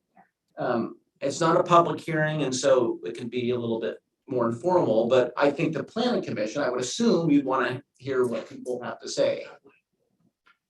So unless you have any questions for me. This tiny parcel that's held by the homeowners association, was that for a monument or what? If it's right on the corner of where we're talking about on Bar, it's little tiny. Just a little. I don't know what that strip is. I don't see it on the plat. I think it's just some assessor thing. No. It's not an actual separate lot or parcel. I think we can be concerned with. On the partition plat, it's shown, it might be right of way there. Didn't know if it was originally meant for a monument or something and it never moved in or. No. So Jeannie, if you want to speak now, I think you're unmuted. Okay, so one thing to note is that there is already an easement for the Comstock property for that area today, and it's been in place since 2006. So that was when we discussed it. So Cindy, the president of the HOA, and I have already been in discussions and about, okay, how do we make that easement permanent, if that makes sense? Because the way that it was written years ago was kind of odd in that it was for the lifetime of our parents. So Mama-san or Chieko is still alive, so it's still valid, right? But it's not typical of an easement written that way.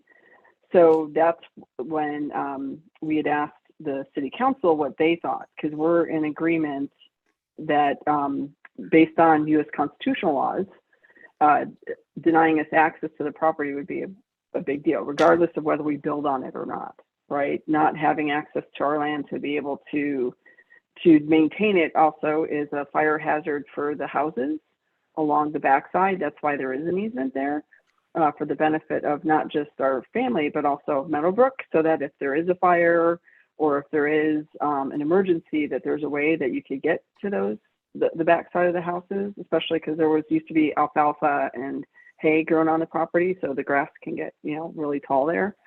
So something to consider.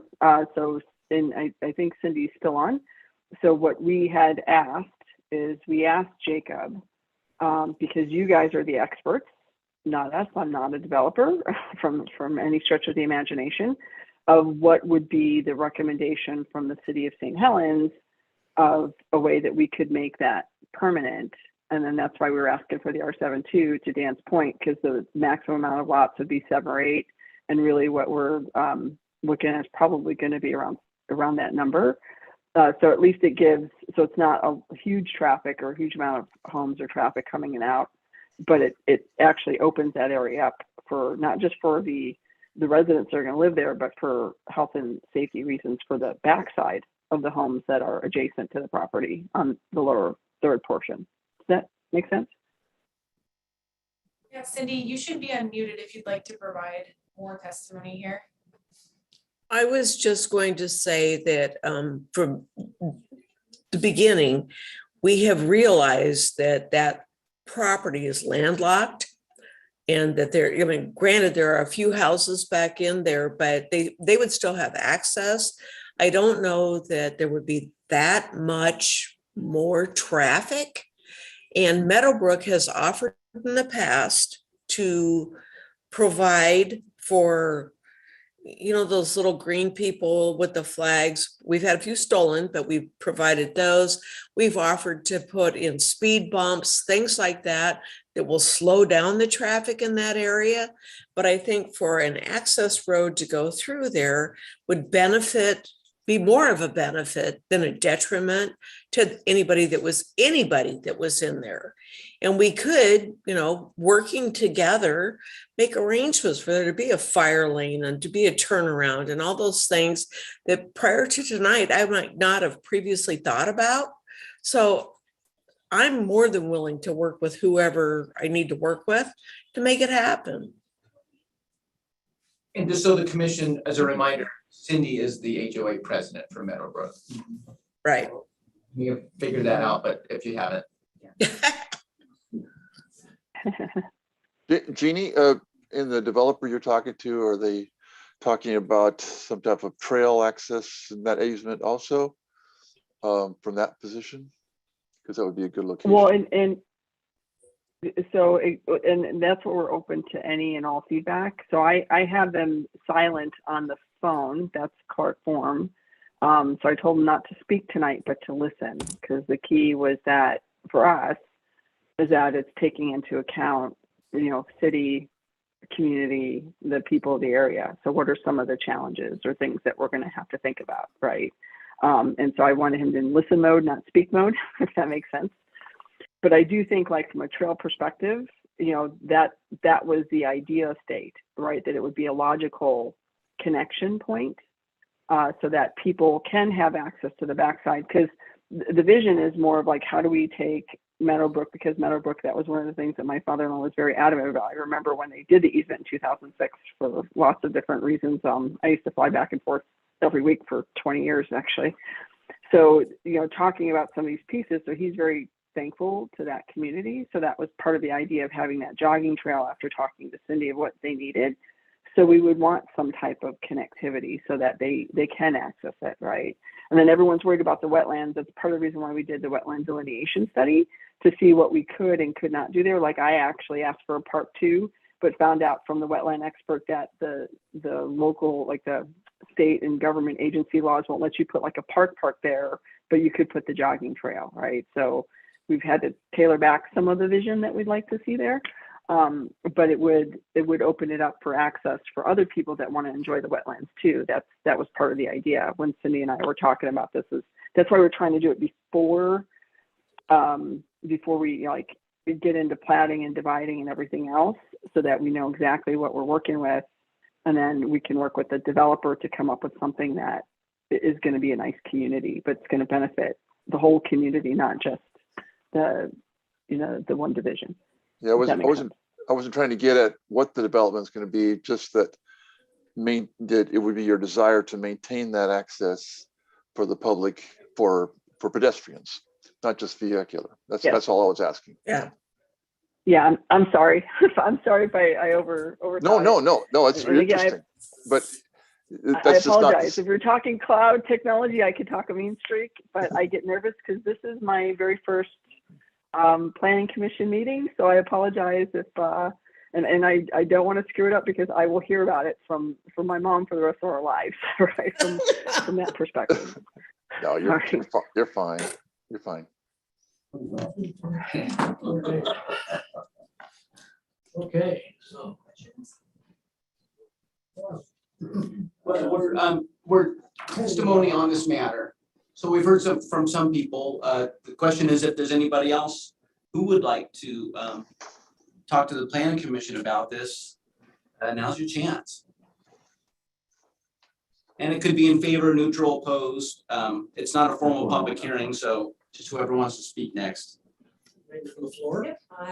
Do I have to go up just because I'm here? Oh, I mean, You can see me, right? see you on the, Oh, they can't? yeah, if you come up, they can Okay. see you, not, yeah. I'm Vicky.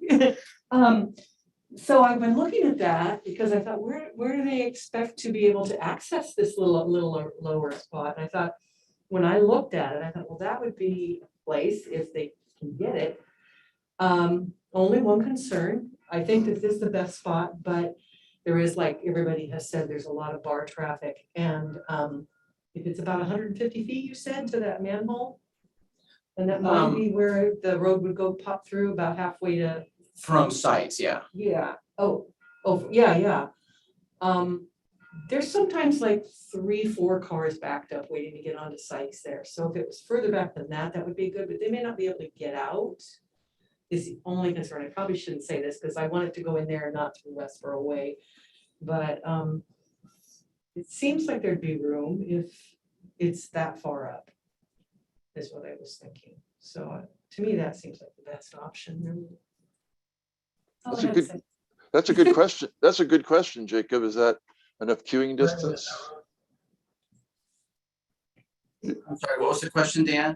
Is that enough queuing distance to Sykes? Queuing, I love it.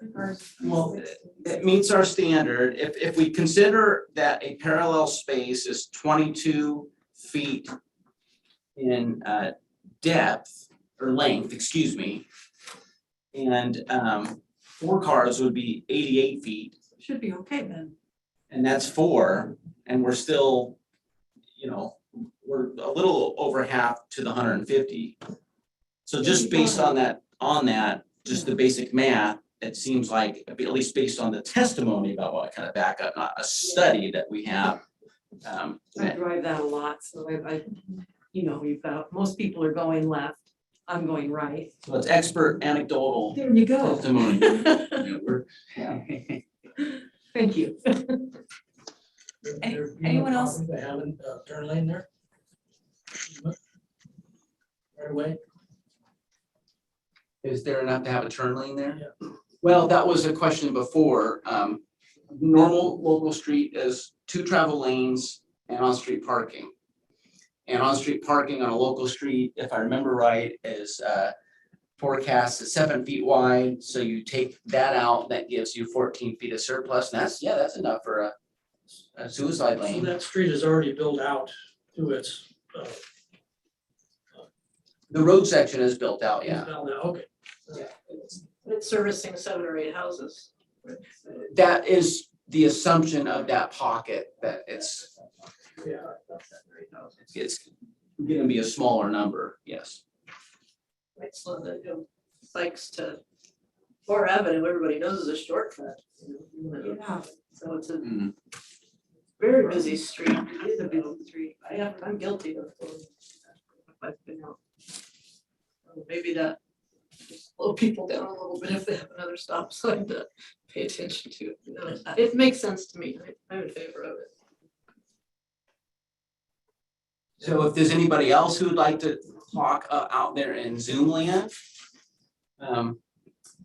Yeah, Rhonda felt like she stated her concerns about the traffic concerns in her previous testimony, which, you know, we're all considering now, so that's fair.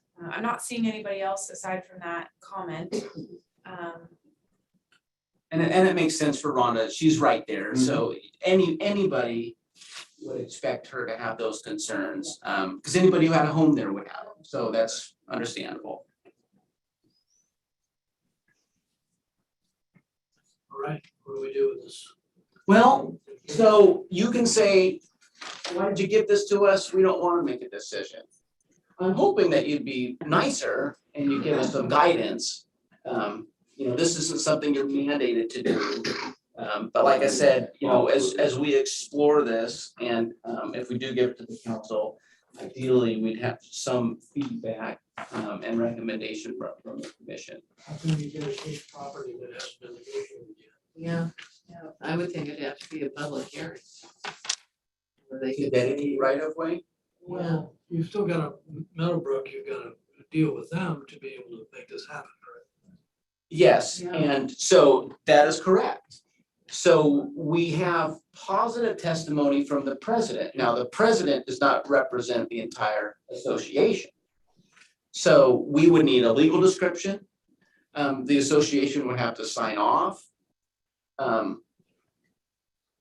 But if some of these preliminary thoughts are creating roadblocks, well, there's no point in them exploring that issue. That's the only roadblock I see, and that could be put in however we decide. Process has to go through, just like you talked about. Yeah, the homeowners association will have to sign off on that dedication deed. So if the association, the majority of the association says, hell no, we won't go, then we will not have a document to present to the council for acceptance, and they'll have to explore something different. But kind of my intent is to figure out where we are here, and then maybe have a preliminary discussion with the council. I haven't figured out entirely in my head yet, because this is unusual. But the first step was getting your feedback. You want a recommendation for the possibility? Yes. Are we going down a road that seems logical? Or do you think we're burying ourselves in a cooling pond? Problem with, I mean, if they get denied, then they've got to go to court to be able to force them to give it. I don't know if it force anybody to do anything. I think the idea, just generally speaking, is another access road, even for 8 houses, is a good idea. Oh, yeah, no, I think it's a great idea. As far as, If you're looking. That's all you need. that's all you need? Oh, yeah. Okay. Yeah, we're And I think just that's a- getting an idea, I think. I was getting too far ahead in the process, knowing that Yeah. real estate, but it's a great idea, so. And I think that's exactly the kind of thing that as I've been hearing you say, you want to be proposing to the council. You know, so looking ahead at these things and bringing it to the council's attentions. So I think this is exactly in line with that. Propose that they explore the I think options. it's in general, the wind's blowing in favor of dedication, so the HOA and the Comstock folks can get together, and then we're gonna probably make a road. So the planning commission, I'm not getting frowny faces from the commission. No, it's a essentially. matter of what you I want. agree. I'm in agreement. Your That would be feedback is the- another tool the council can look at and when they make their formal decision on it. And so is anybody frowny faced over this concept? It's basically what I want to know. Everybody smile. On the contrary, it's. Okay, and Dan, I saw him smile, so, Wow. all right, thank you. All right. Got my fancy teeth then so I can smile. Oh. All right, thanks everyone on Zoom land. I think we're moving down the agenda. Discussion items is next, annual summary report.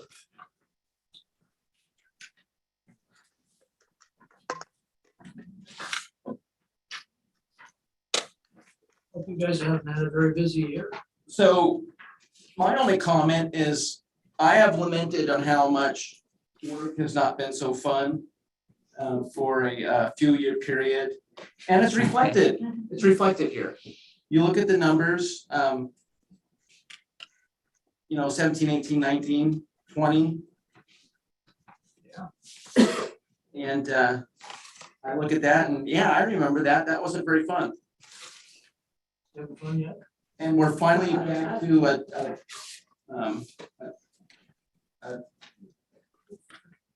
a more average number. And I've already lost a lot of my hair, but that's okay. Yeah, but that was from previous years. Yeah, I know. But come on, hey, you're letting it, trying to make a funny joke, you're ruining it. We're growing a lot of city, well, the annexations. Yeah, we are. Yeah, that's the big one. Yeah, the annexations, this was definitely a huge year of annexations. Well, this will probably result in more permits down the road. Every month. Not enough historic site reviews. No. More of those. A lot of signs. Sign permits, that's a good business aspect, that business is coming back. Yeah. The temporary use permits haven't ticked up yet. 'Cause those are, a lot of those are for events like fireworks stands and stuff, and a lot of that got canceled. 'Cause Yeah. They haven't kicked back up. So I'm thankful for these numbers, because of the big projects we have going on, like the public safety facility, the riverfront project, the St. Helens Industrial Park, it was really frustrating just dealing with the growth, dealing with the processing, and then having to put some bandwidth on these other projects. So I'm thankful for these numbers, because I noticed in the last several months being able to be more engaged in those projects, just to try to help shepherd them along to, shepherd them to success. So This doesn't chart is where these numbers come from in the year. Did they all happen all at once, or were they sprinkled through the year?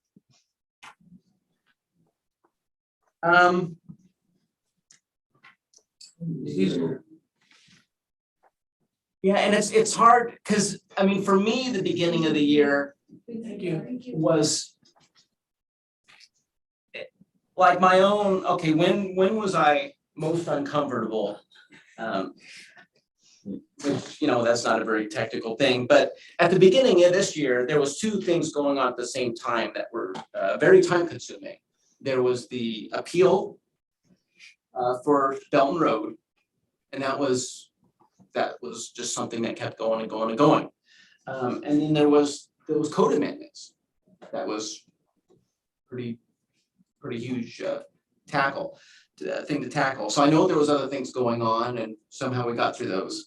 When did they come into the year? I know it felt like the latter part of this year, it was like, wow, it's been a while since it felt like this, but it's actually kind of the holiday lull. So I think they're more, if I was just gonna guess, more the first half rather than the second. What you can't see in these numbers is like the appeals. That was a lot of work for one. Yeah, that's correct. Yeah, the numbers, a sign permit, which could be done half drunk and blindfolded, is a number. But whereas a conditional use permit for a 239 unit apartment complex is also one number, so that's a very good point, Dan. Those individual numbers aren't weighted. So this is an imperfect matrix or metric for busyness, but nothing. For time consuming. Yeah. I'm the one who does signs. I know, but I'm saying, I have permission. Oh, I see. No, sometimes sign permits can be complex. I don't want to just say they're all like that, but. You're backpedaling. Well, I don't want to bore you with normal manner of speak, so I try to keep it entertaining. Okay. Hey, Dan, will you want to be chair again? That's the next subject matter. I read it. It's a year already. You want a motion on that, Brad? And vice. Yeah, if you're willing to make it. Jennifer, would you like to be vice, or would you like to be chair? I would like to be neither. I'm okay with being chair, if that's what you vote. I'm in favor of Dan being chair Yeah, again. I'm in favor, all in favor? Aye. Aye. Okay, your chair. You got it. Vice. Chair. You in Okay. favor of being vice again? I'll do it again. But as long as you don't call me up very often, I'll do it again. All right, All in you're favor? gonna leave his wife? Well. Aye. All in favor? Okay. Aye. Okay. All right. Here again. All right, planning director decisions. They were emailed to us. Any questions on those? Some of those signs. I have signs for Papa. I know, I was having really a good time. But I would say Popeyes, they've been good to work with. They have a good team. Yeah. They're on it. You deal with a variety of consultants, and the Popeyes people, they've been good. That must be such a challenging site to build on. You see that? huh? Oh, It's like a little. Yes. It's amazing that the traffic impact analysis doesn't, I mean, it would, if Portland, but if you go up TV Highway or any of these places, and all those franchises, they're dumping cars on like crazy. I see 30 being a Isn't fast food the highest as far as turnover in the But it's traffic? all right around around here? Yeah, so. it's one of the highest. Yeah, they gave us a pretty good chunk and change towards the Gable US 30 intersection. I know. Yay. My house. Distracted. You can't go to your kids. Okay, It's 4 miles to your house, the other way it's only 2. activity report. So if there's any questions about anything in the last report, this is a time to ask, just that's for Toski's benefit. And one thing of interest in there is updating our GIS and mapping data. This is something that we've been talking about for years. And in fact, my notes, when we really started getting serious about it, was in 2016 or so. And you know, you look at these numbers and you can see what happened after 16, things just got really busy. So we didn't have time to think about it much. And then finally, well, now's a good time. So we're working on the contract. We're hoping to do the flyover in March or April. I can't remember which one, but it's the optimum time where you don't have leaves and you have good sun angle. So we'll get some nice, very high resolution aerial imagery.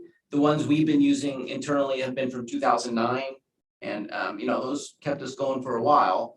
And having the Great Recession and the lull in development activity for several years kind of added life to our older data, but those days are gone. We have 2 positions in our engineering department that we're going to be interviewing very soon for, and we don't want to have new people come in. Okay, well, if you look at this data, you got to remember these things that happened over the course of many years, and then look at Google Earth to do comparison. You know, that's not fair. For us who've been here a while, it's easy, but for someone new to look at, that would be horrible. So these new people are going to have nice, fresh data. We're going to have nice, fresh data, which is just going to help us all. And another thing, for your benefit, we've been talking about having a nice, big laminated aerial photo up there. We've been holding off on that until we got something new. And we're finally going to be able to have that, which I hope you don't use as a dartboard. See, you got to keep it entertaining, right? That's the way they tax. You're not talking about, you're not talking about portrait of you up there, are you? No. Okay, all right. No dartboard then. Does not have much of the aerial view of St. Helens does not have a striking resemblance to my face, fortunately, so. What are the parameters of outside? What's the picture? Oh, no, that's a great question. So historically, we've been focused within our city limits. This is the first time that we're going beyond that to our urban growth boundary. We know we have to plan for our urban growth boundary, and there's areas where we want to get utilities out to, so let's just capture it all. That way we have that into the future. The other thing about timing is this isn't developed yet. So we wanted to get, and the St. Helens Industrial Business Park, that stuff hasn't started. So we wanted to get some good before imagery, so that the timing just works out really good for that. So that's something that some of us here with the city are really excited about, who use it all the time. As it relates to the planning commission, like the annexation maps, you know, that's all using pretty old data. So you're gonna have some neater slides and maps. And we'll have some 3-dimensional terrain stuff to work with too, which we hadn't had before. You can do elevations with that? LiDAR. Yeah, LiDAR based. Nice. That'd be great. So So you can see the addition I put up without a permit? It's gonna help with enforcement. Yeah, That's a great point. yeah, we as part of this, we have When you go in for a permit, they go, well, that's not on that. we do use aerial imagery to determine past compliance. Yeah, we do. Yeah. You're all gonna get the drone certificate, so you can fly drones. Or the pilot's license for, yeah. Yeah. Can I ask a procedural question about the annexation tonight so we've been overturned by the city council before. Yes. What, if they disagree with R7 or what's the potential there? Well, I'm glad you brought that up, because I think that maybe we should make a finding. I think we should discuss whether R5 is even appropriate or any other more dense housing is appropriate. We should make some findings in that regard as well. Too late now, but, It's too late? oh yeah, deliberations are closed, decisions made. Yeah, I just was curious what the can they come back and go, no, we don't like that you guys have said R7, we wanted R5, or we wanted R10? Well, okay, they can't go R5 and AR without someone doing a transportation analysis that shows that the potential density greater than R7 will not compromise the transportation systems, and if it does, they have to mitigate for that.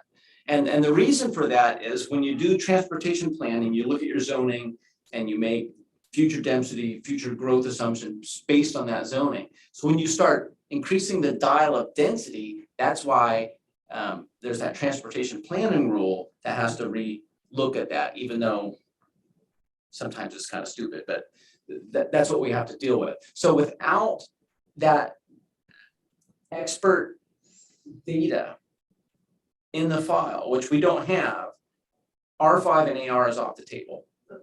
Yeah, we can't check the box. So when it gets to the city council, the potential disagreement would be R7 is too dense, we want R10.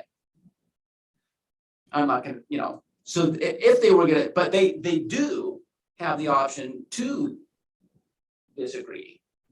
The difference in those other cases too, if you're referencing last decisions, is you had the applicant coming with a land use attorney and who did all of the analysis around housing affordability. So they were advocating for a higher density. In this case, you have an applicant who wants R7. So, council's gonna hear that too.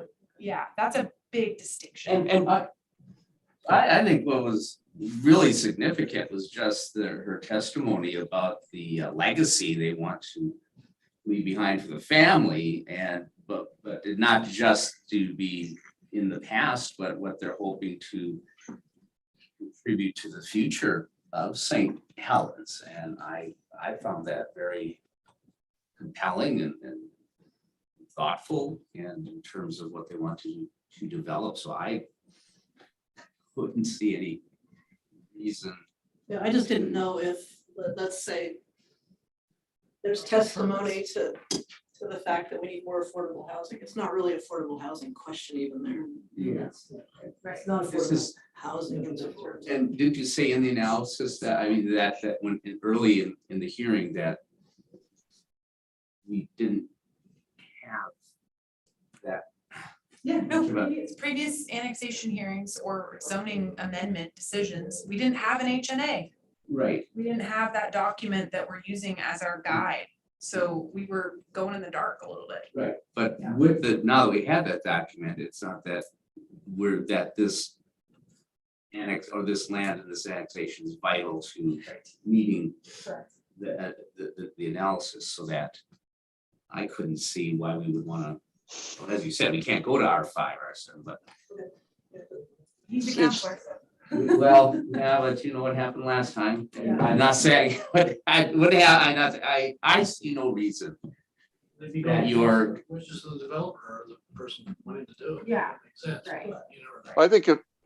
I think if the city council said we want our R9 to be, or 10 rather, to be this bigger space, if you think of this with all this open spaces as like a plan unit development, it'll kind of look like that with the big chunk of open space and little pockets of a little more concentrated housing. So I don't think it's going to feel like an R7 when it's all said and done. Right, Jacob's just gotta sell it to him. Sold to me. So he's got one, so. Well, I looked this morning and through RMLS, which is a realtor multiple listing system, at Greystone, the lowest priced home in there that's still active is 433. And in Oak Ridge, the lowest is 530. Wow. like 246 a square foot. Yeah, and those ones are great, those are 4,000 square foot lots They're smaller. Yeah. and attached. And they're attached, yeah. Attached, most of them are attached to the hip to the neighbor, so. So it's not an affordability question, right? It's not. Nope. But to Jeannie's point, she did make this, she said in R10, that's a bigger lot. It's going to be more expensive than an R7. And that, so there So is that's a- some question there, you know, that And she's. for billionaires instead of millionaires. Right. They're both expensive, but R10 is certainly gonna be more. So even if it was an affordability question, I think it would go in line with your R7. Mhm. It's more, it's Yeah. accessible to a greater percentage of the population, That's a fair state, yeah. although it may be a Still out of reach segment that for a is, lot, yeah. Because they're supposed to raise the interest rate 3 times this Yeah, year. that'll put brakes on everything. We're gonna get interest. Okay, at this time, I would like to give the floor to Steve. Okay, thank you. There's been, I'll just talk about myself and when I talked about the Renaissance and the city going through a Renaissance, and I want to talk about the riverfront development as being something that's going to define the city of St. Helens for as long as we're all going to be alive, certainly a generation after that. And that I'm suggesting that we as a planning commission request from the city, and not that it's been denied to us, first of all. The city's been doing a great job with the project. Plans are wonderful. The urban development approval is a very powerful and important tool to provide the financing that is really going to help our city achieve the goals, the lofty goals that it's made for itself, and the goals that our citizens deserve to achieve. And so I'm thinking that we should request modestly at this time, not anything radical, but modestly that we have a city, that a planning commissioner be involved in urban development, meaning just there, either at the budget committees or actually when urban development is discussed, that a planning commissioner be involved with planning for riverfront development, meaning planning commissioner is assigned to go to the meetings, listen to the meetings, and report back to the planning commission. And planning that we as a planning commission start working with or taking upon ourselves, looking at the architectural standards for housing in the riverfront development. And so I just want to throw those three things out for general discussion. And there was another thing that I thought about is that there's some discussion about changing of the ordinances concerning the structure of the city docks, meaning how are we going to enforce the rules regarding the usage of the city docks? And that may be something that planning commission, that we want to have a planning commissioner involved in. And the idea is essentially that a planning commissioner is participating in urban development as it moves forward, and then can come back to the planning commission and say, I went to the urban development meetings, this is what's happening in urban development, and then we're kept abreast of things as they're going. And the idea is to be a little more keeping up with the fast pace of the changes that are being made and the important changes so that we can help city council and as best we can to achieve the goals that are common to all of us. And that's to make sure that we have the best development for all of the citizens of the city of St. Helens, And then when it's done, we're gonna look at it and say, this is great. This has been a really positive thing for the city. So and I think that if we have the time to help, and that's another thing, we should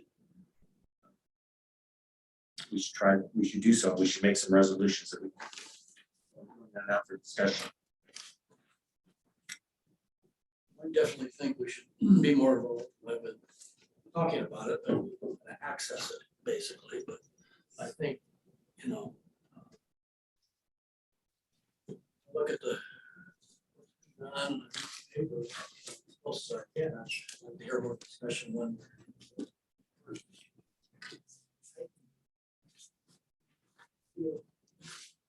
beneficial to the process too. Planning commission should be. It's gonna, a lot of it is gonna come before it's built out, so more involved. We should take the time. These offer to put in a few hours as a project. So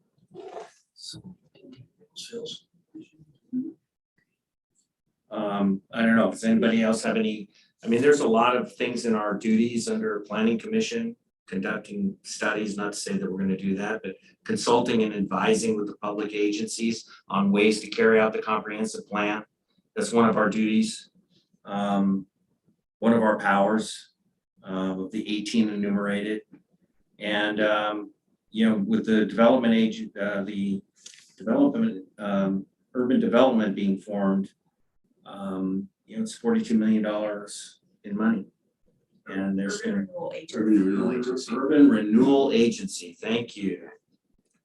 Urban Renewal Agency. And it's a very powerful tool. Rachel presented, and I really think that not only should all planners, but I think that all citizens of St. Helens should go into that January 5th meeting and look at the presentation on the urban renewal. It's going to be a very important tool for the city to get done with and to get done. So I'm going to make some resolutions unless people want to have some additional comments or questions. One comment is this stuff you see here, there was an ad hoc committee and we did ask for planning commission representation on that. And Commissioner Carey was part of that. He's pointing to the Riverwalk design. Oh. You can't see him On the- pointing to the renderings, but they're in the council chambers, Dan. All right, thanks. And that's been a common way where there's a separate plan, like if we're updating a transportation systems plan or something like that. You know, we usually get some representation from the planning commission on those subcommittees. So that doesn't have to be the only way, but that has been a traditional way of doing it. Right, it's all, I mean, it's all, as Steve was mentioning, in your in the duties that you can perform, numbers 12 and 13 certainly gives a lot of specific things about recommending and making suggestions to the city council on a number of things, laying out widening, extending parking, location, streets, sidewalks, boulevards, structures, future growth, development, beautification. So I think that if you as a commission wanted to focus on something, take the initiative, focus on something that you would specifically have an interest in, you know, And then- to have at it. In dialogue with the council. I would welcome that personally, especially as we get closer to filling in between the Riverwalk and the Bluff. It's going to be huge, and I think that the planning commission is a natural and necessary part of being involved in that discussion as we look at having a master, if I hope I get it right, the master developer. And those types of things. So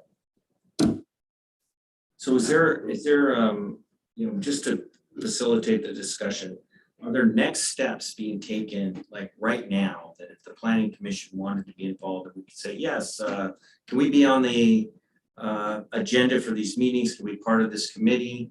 And have one of us just go there and, you know, like, oh yeah, we're working on this right now, we're working on this, I don't know what's being worked on, and I'm sorry, you know, I'm new, so, and these are questions that I'm asking, just so that we could just say, yes, we'd like to be involved in certain things that are happening right now. I don't know, Jay, Yeah, I mean, I think you mentioned three, the urban renewal agency, Right. the riverfront redevelopment, and then the docks. And I think there was an ad hoc, I don't know much about the docks there's part. an ad hoc thing going on about the docks. So, and I don't know if there's way to add membership to that, but certainly. Talk to the mayor.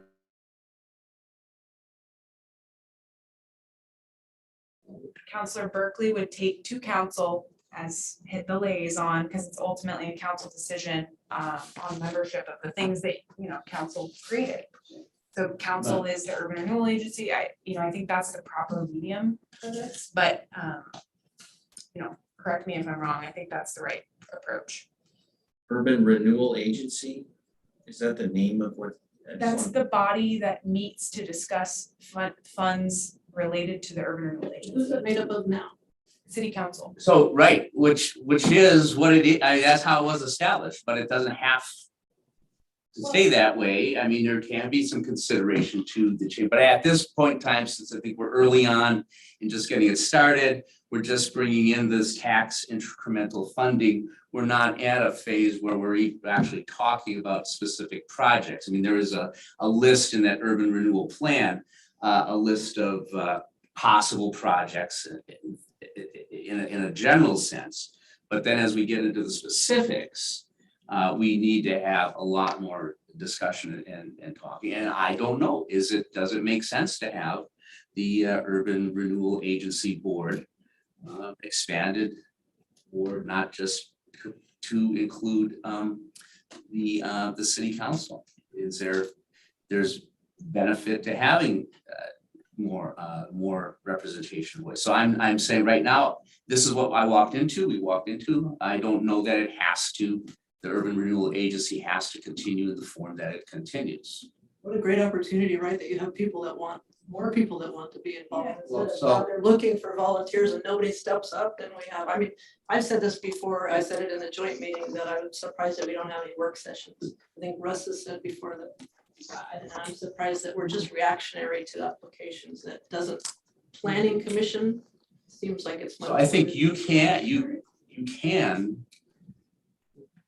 if you choose to do that, if you want to increase, have a work session or a study session beyond these meetings, I believe that's within the, possible, that if you have these duties, that you can't perform these things, I believe you need to be provided with the opportunities and resources to do that. Now, that would mean, calling upon staff to provide that support, and how do we use Jenny's and Christina's and Jacob's time and city time. But it is something that we can should definitely be looked at, discussed, as something worth your discussion about if that's something you want to do. I don't think we're asking anything more of them, we're just to be Well, if involved. we have extra meetings, whatever. Yeah, Extra he meetings, was mentioning work sessions, which, that requires staffing and who's coming up with Well, the it's like- agenda and. With this scenario of, I mean, I've been, I don't know, has it been a year? I guess it has been a year, maybe it has been a year. I don't know, Steve. And just all of us trying to get together and come up with not an agenda, but, goals and what we'd like to see and how we can impact the city. To me, it seems like that we can't do that unless we had some kind of official public meeting work session. You'd have, I think you have to. Facilitate that we can set some goals, because maybe all of us sitting here don't want to have any more responsibility than we already have. That's So. We know as we. Maybe it's within an ad hoc, I don't know, the city council appointing an ad hoc committee of a number of planning commission, those of you who wish to, so you don't form a quorum, but it's a ad hoc committee, I don't know.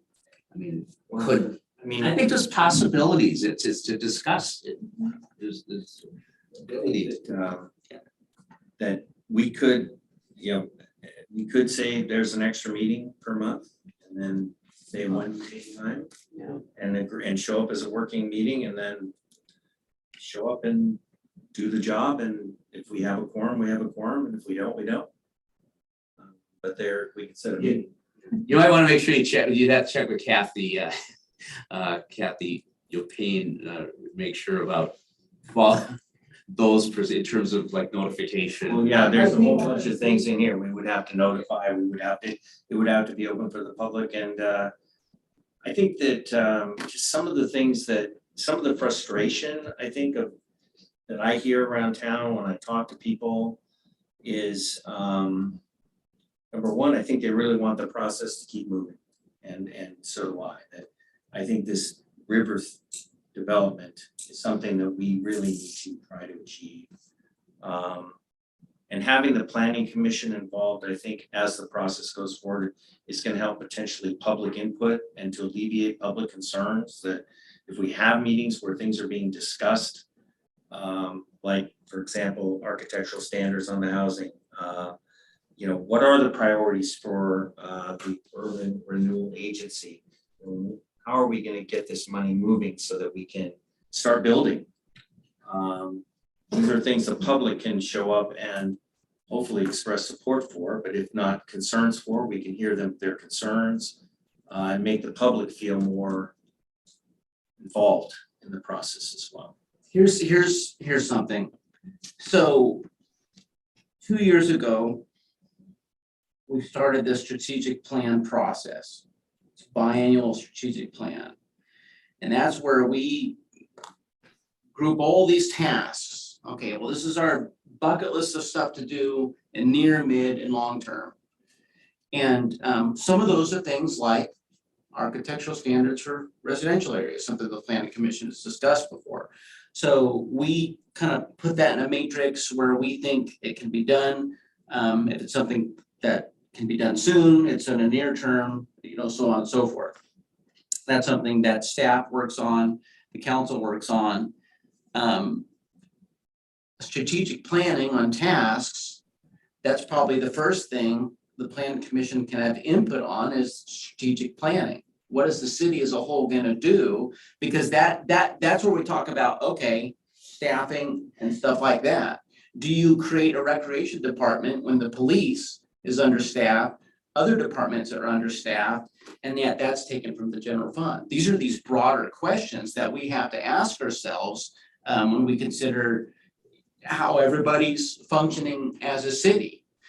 When Public Works wants to start a transportation systems plan, we have to consider that in our strategic plan. Okay, well, I guess we won't work on residential stuff because this is going, we have to put attention to this. So thus strategic planning, something's happening over there, you want something over here, okay, where do we go? Strategic planning. So I think that's the first step, is being involved in that. And we're in the middle of it, so it's timely. It's good. That's my opinion. And just being involved, where would we go to be? I think the two things that have come up in an urban renewal agency and riverfront development, would that help us be involved in strategic planning, as you say? Well, the strategic plan is broader. It's an actual document that gets prepared every 2 years and is on the city's website. It's being updated right now. Yeah. So I think being involved in that creation of that document is what he's referring Okay. to. All right. And that's where, in fact, isn't tomorrow your team? Retreat. That's a retreat, yeah, so that's. I don't know how deep you're gonna get in the strategic plan then, but it's early in this second cycle, and so,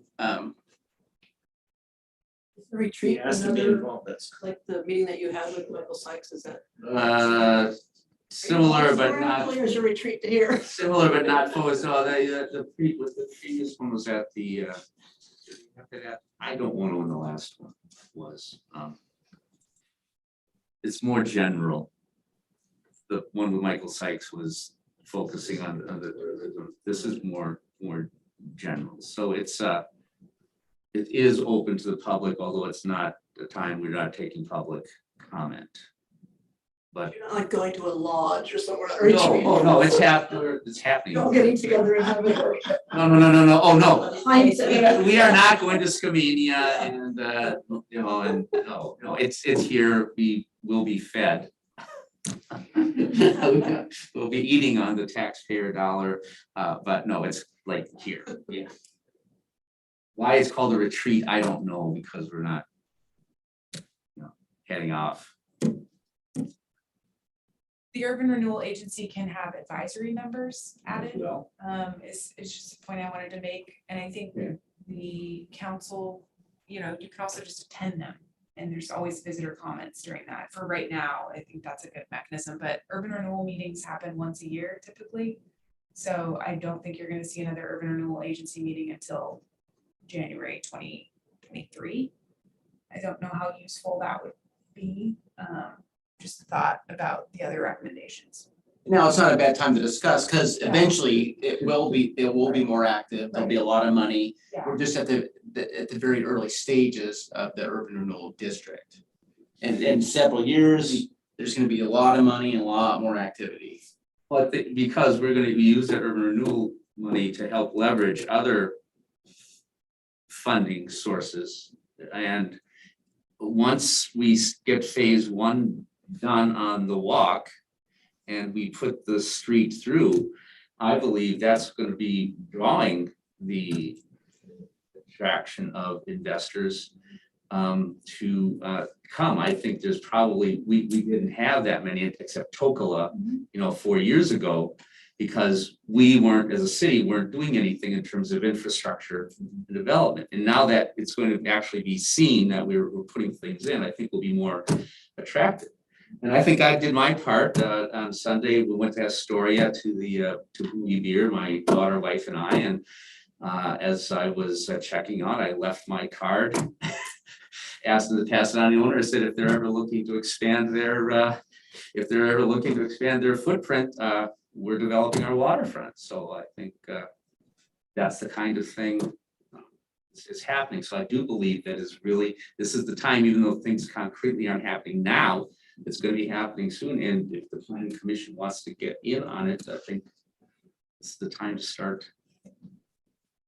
Right, that's exactly, I think, where the discussion's headed, and that is, I think we wanna discuss being more involved, but we're not sure where to get more involved and how we can get more involved. And that's exactly the idea, is that as we move forward with the building of this thing, that we start getting involved now so that we can help guide the city and guide decisions about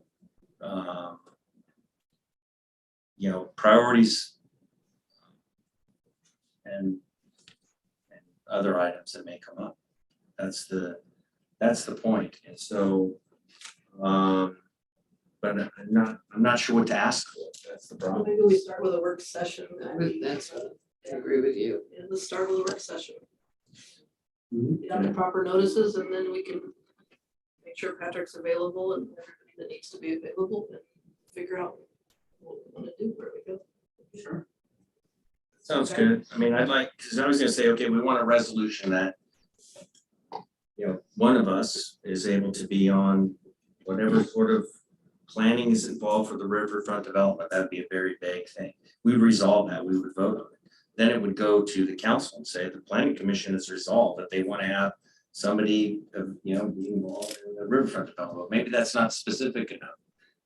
We want to be deeply involved, would be a better way to put it. But that's very general. So perhaps we could say we're resolving to have a work session that to try to figure out how we can be more involved. And how we can help. And how we can assist.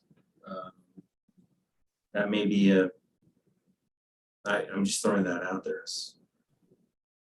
Because it's already late, we can start early, start talking about it and get some more feedback, and people then can prepare and think about where are we on on moving forward on the riverfront breaking ground.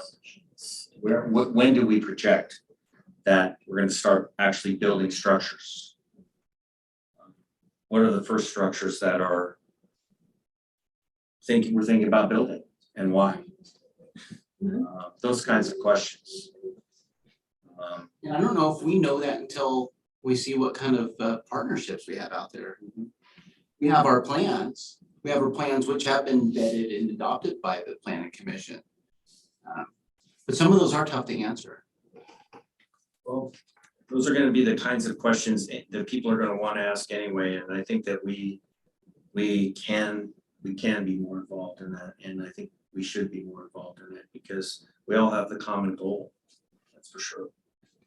I think we need a session with the city council to find out how we can help them with what they have going on and where they really need our expertise. We did that once. To help them. We didn't get much response from city council. No.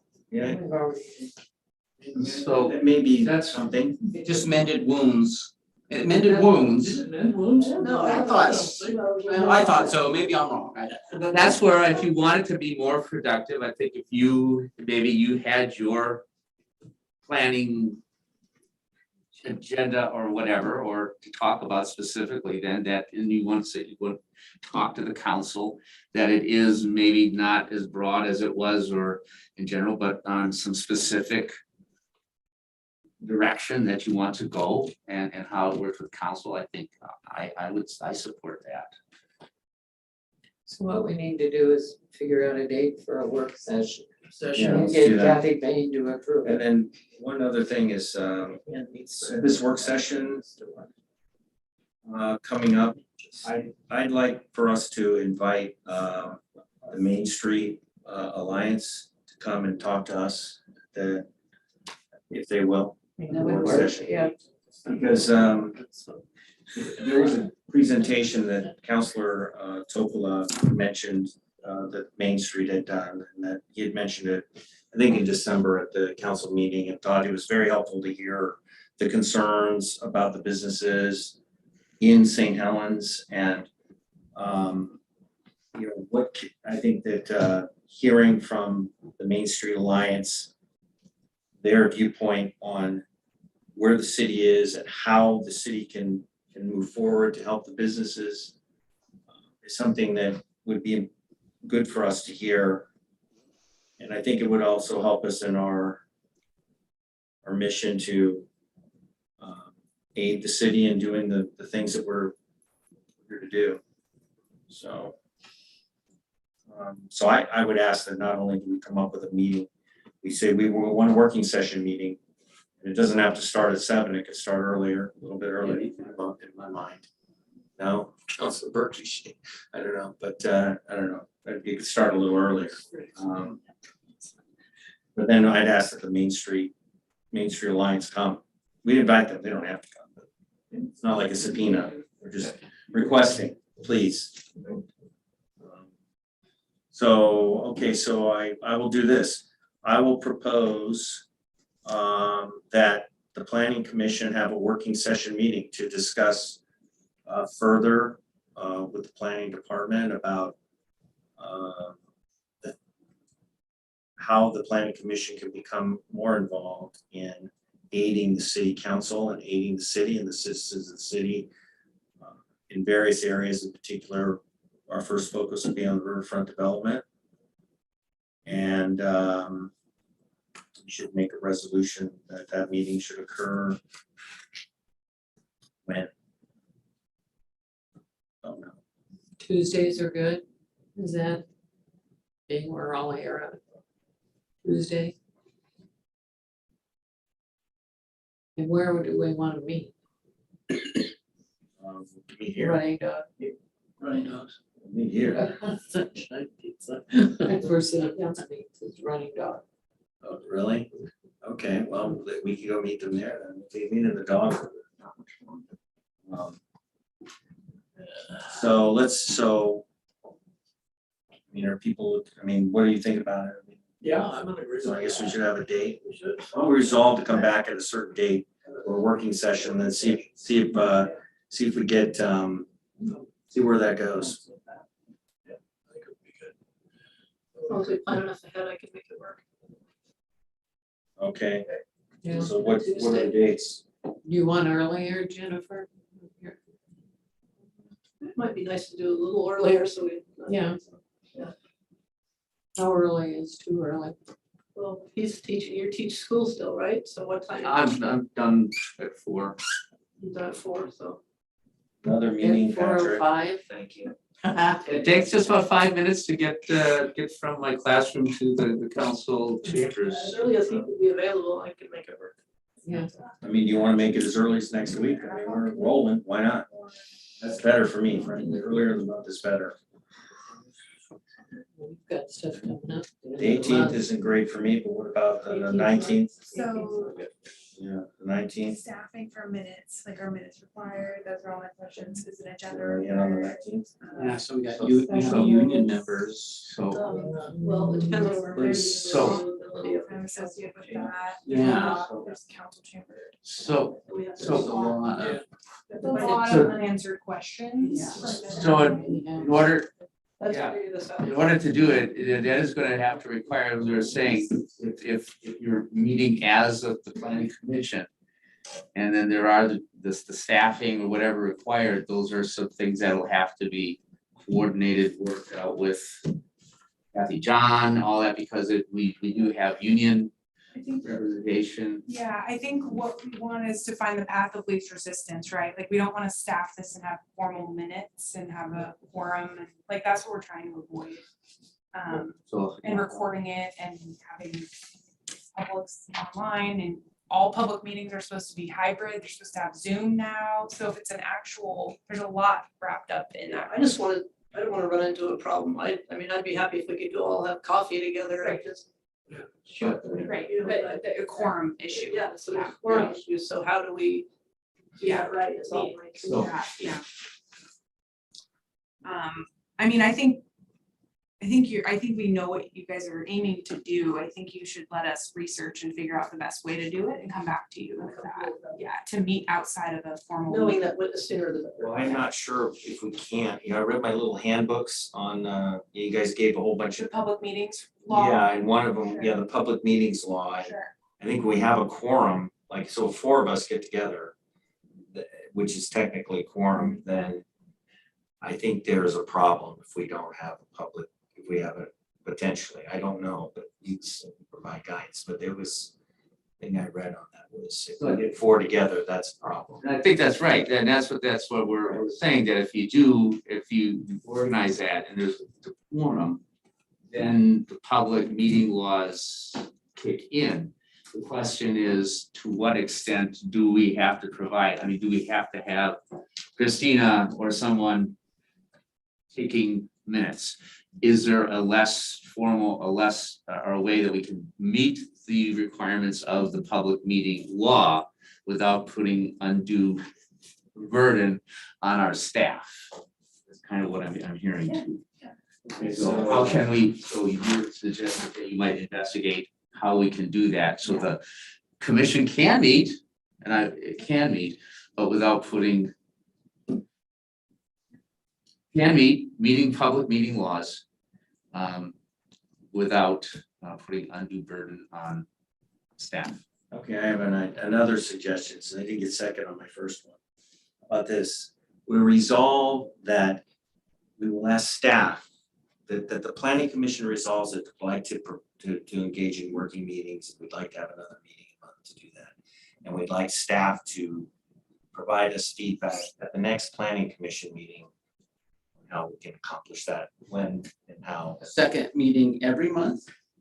Well, why not? Well, the why not is it might be the potential. Yeah, the why not, We're asking. yeah, so the why not, if we go back several years, we were dealing with committee overkill. And we're like, okay, this is causing some serious problems for us. We have to pull this back because we do not have the capacity for it. That's going to be an issue. I tell you right now, that is gonna be an issue of capacity, yeah. Okay. So that I just, Not yet, not every. if we start having all these extra meetings, that will be an issue. Okay then. Yeah. Is there a way to add to this, the already published meeting, like instead of 7 o'clock, You meet at like 6 to 7 is our work session? and Council does work session. Well, that's Sure, I mean, you can, I guess. then- and then we're not adding a day. We've done that before in our, when we have another planning effort, like a transportation systems plan, if you recall, we've had those prior to the normally scheduled meeting. So that would be something That that sounds like could it's be done. Yeah, it's Why probably not? the easiest way of doing it. Yeah, it's Good for us too. because we have to think efficient. Right. We have to think of it, that's just the reality of where we're at with the city. Unless you want to recommend the council start hiring people, but that becomes a whole other, because there's a lot of competition over which department, and it's, Yeah. So then why don't we, can we resolve that we're gonna, I mean, I'd like to resolve, maybe we just come early next time, how's this? So, yeah, I mean, I think we would still want to involve the city Still. administrator in this decision. Yeah, you'd still- It's changing the structure, so every time, if that's the recommendation, like, we need to talk about that. I think there's a lot for us to do if we get involved. And if it's just like city council, they have the work session and they move right into that. So if we're in the same, They usually have a full agenda, and that agenda is prepared by staff, which takes time, right? So I guess who's preparing this agenda every month? Like, Yeah. who's actually coming up with the content for an hour? And bear in mind, you're adding to, sometimes can be very long regular meetings. That's what I was gonna say, We Dan. might go till 10:30 or 11 o'clock on a regular meeting, and then you add another hour to that, you're here for 6 hours. It gets pretty long. So it's you have to be careful of that. Sometimes we have very long meetings. Maybe we add to it once a month, is only once a month. Or maybe it is ad hoc commit, I mean, another way is let's find out what it, but maybe it would be an ad hoc committee of That's true. 3 strong, three folks who are really involved. I'll take the 3, so as long as.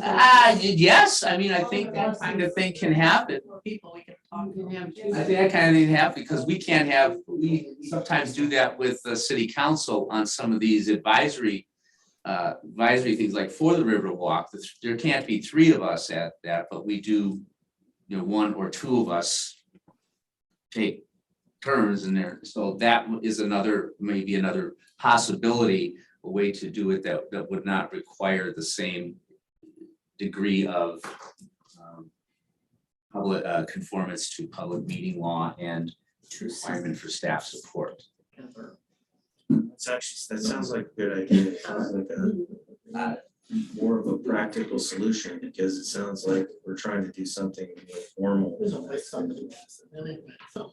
I mean, it sounds like, so maybe you want to do an ad hoc committee. That brings it to the full planning commission You report back. at your meeting, report back at your meeting, and then. Who wants to be on the ad hoc? All of us. So I think it sounds like almost everyone's interested in being on it, maybe we could do, well, see, the thing is, we can't have a working meeting, we can't figure out, it's like, we need a meeting to figure out how we're gonna do the meetings. So, and we can't have a meeting without a public, Agenda. without a public agenda, so. I think it's, Welcome to the public. I think it's something that we can chew on. Yeah. Now, we see if the planning commission is interested in that kind of thing. I mean, some of the things, urban renewal, does the council want to have an advisory, planning commission advisor? That's pretty simple. And some of these other things like riverfront. There was, back when we created the framework plan, there was a lot of planning commission input, because we're creating the plan that once these things develop, the plan will be weighed against. Those are just 2 examples. But I think as long as we keep the dialogue going, can pick something practical based on what you see appropriate and whatever's going on. But like the dog stuff,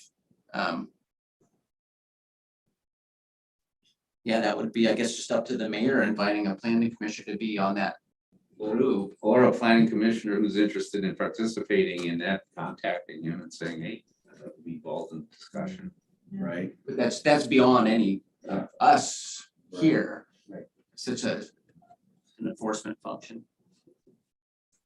I mean, part of it, I think, is letting the process play out and knowing that you want more involvement, letting those opportunities arise organically, like the request for qualifications for the waterfront developer, like maybe that becomes an agenda item on your meeting, like maybe you review that if you wanted to, but I mean, I think ultimately council needs to advise staff on involving the commission. It's not a requirement that we engage the commission on that high level. They have, but what I understanding of how the code in that too, is that they already have those duties and those ability to involve themselves in those things. All we're doing is building. So we can interpret it, but that's how I've seen that. Yeah.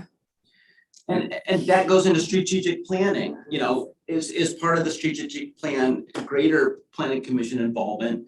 And where do you put your resources?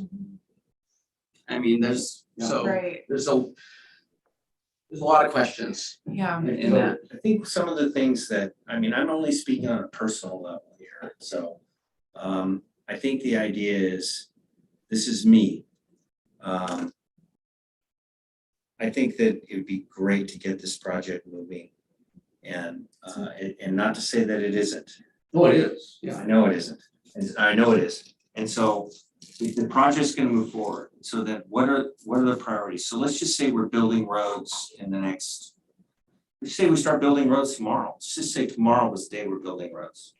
You know, we're breaking ground, we're starting the river walk, we're breaking ground, when is ground gonna be broken? What is the timeline? And when are we gonna start building buildings? And what are the priorities for the city for the buildings that are gonna be built? And what are gonna be the layout? And those are things I think, you know, do we already know those things? I guess that'd be a question for me. And maybe, you know, I'm the new guy here, we don't, okay? And so those would be the things I think the planning commission want to be involved in early, like right away, just talk about, since we are moving forward with building, that the planning commission should be weighing in on what are our priorities as far as what we build in the city, and you know, what does get built and why, as far as structures and businesses and things like that, versus we are sitting here and then we get say, hey, look, here's the plan. What do you guys think of it? Versus us being involved in saying, we think these should be we recommend these are the priorities. So I understand that, I believe I understand that there has already been a desire expressed by the planning commission, I also think by the council, to have another common meeting. Like we had. And I think if that would be a great opportunity to precisely ask, to state the exact, what you're saying or what the priorities are. And working it out at that common meeting with the council about how to move forward. But again, in a way that will, again, we're not overburdening staff, which is huge. I mean, it really is huge. But also providing you, the commission, to be more actively engaged in some way. And so maybe we should look at with the council, I'm not sure if we had talked about 3 months out or 6 months out, but let's look at that joint meeting again, but having it with more of a specific outcome in mind to determine what it is area, where, what it is you want to be involved in and how. Okay, and what do you guys think? We need to give staff time to figure out what's most efficient. We're really gonna work with them. I kind of see there's value in us meeting first and then having the meeting with city council. But honestly, I was speaking freely, I would say the last meeting with city council was a waste of time. Oh, yeah. Yeah. So, You gotta eat. yeah, you gotta eat. Yeah. Yeah, it was a waste of time. Okay, And you know, we need some time to get down to the nitty gritty of it with you guys. Let's get down to the nitty gritty. So maybe on the next time's agenda, then, we're gonna have another meeting for sure, and there's already, I don't know what's on the agenda. But, maybe we would continue this and then really have some very formal things to request. In the meantime, organically. Well, I had a thought when you were describing, I mean, it sounds like you want to be involved in the scoring rubric that we use to score the different developments. So we get all these development proposals back after we go out to bid. How do we select the right one? We go to our scoring rubric. We go to how, you know, what are they proposing? How do they meet our goals? How do they comply with all of our long range plans? How much money are they contributing to the public infrastructure? You know, all the things that we care about. And you want to be involved in the early stages of developing that scoring, is what I'm hearing. Is that a I'd fair? like to see the plan for just that. I think part of it is, I mean, I was part of the ad hoc committee, Russ was for the public safety facility, and Dan was part of the committee for the riverwalk. There's no reporting back to the planning commission, so we already might have had all these answers to these questions, but there's been no time to report back of what, you know, Dan might be able to answer, you know, if he was. If he's gonna explain a lot to us that we don't know. Yeah, I think that's a really good point. It's just that you know, the appointed person has the opportunity to report to the commission. And know that's gonna be the expectation, that you're gonna report back. That's part of your responsibility as being part of the ad hoc committee to report Yeah, back. I think that's a great comment. Does the planning rubric, does that involve you know, just the idea of what's the concept of how this land's gonna be developed and where, or, you know, what's gonna be the densities and just there's a lot of questions, right, in general. It sounds like we need to maybe give a refresher course on riverfront planning that has occurred. Sounds good. And what, I don't know. There may be a lot of- Pressure, it might be the first time some of it's. Steve, think it may be that we get to be involved in a lot of these decisions that we don't realize we get to be involved in. Like, what, maybe you could help us with what's going to come before us in any of it. I mean, are we gonna? You understand what I'm trying to say? Yeah. When will it come back to you? Yeah. It's hard, we don't know the answer to that, because we don't know.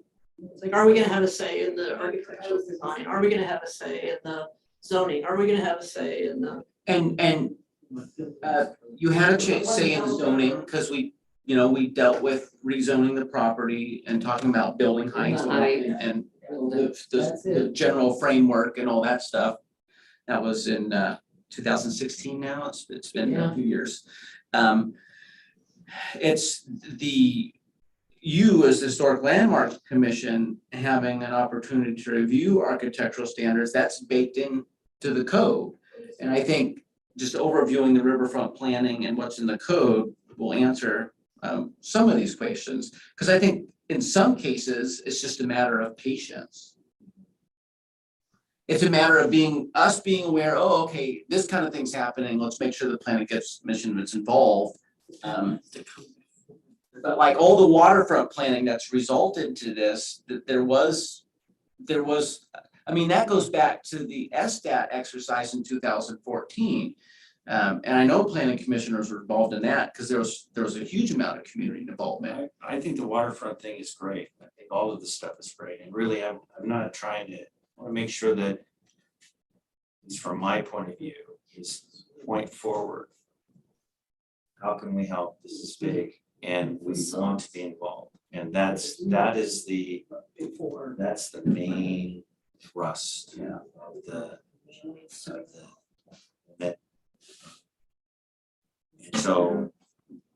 that. And so how do we make that happen? And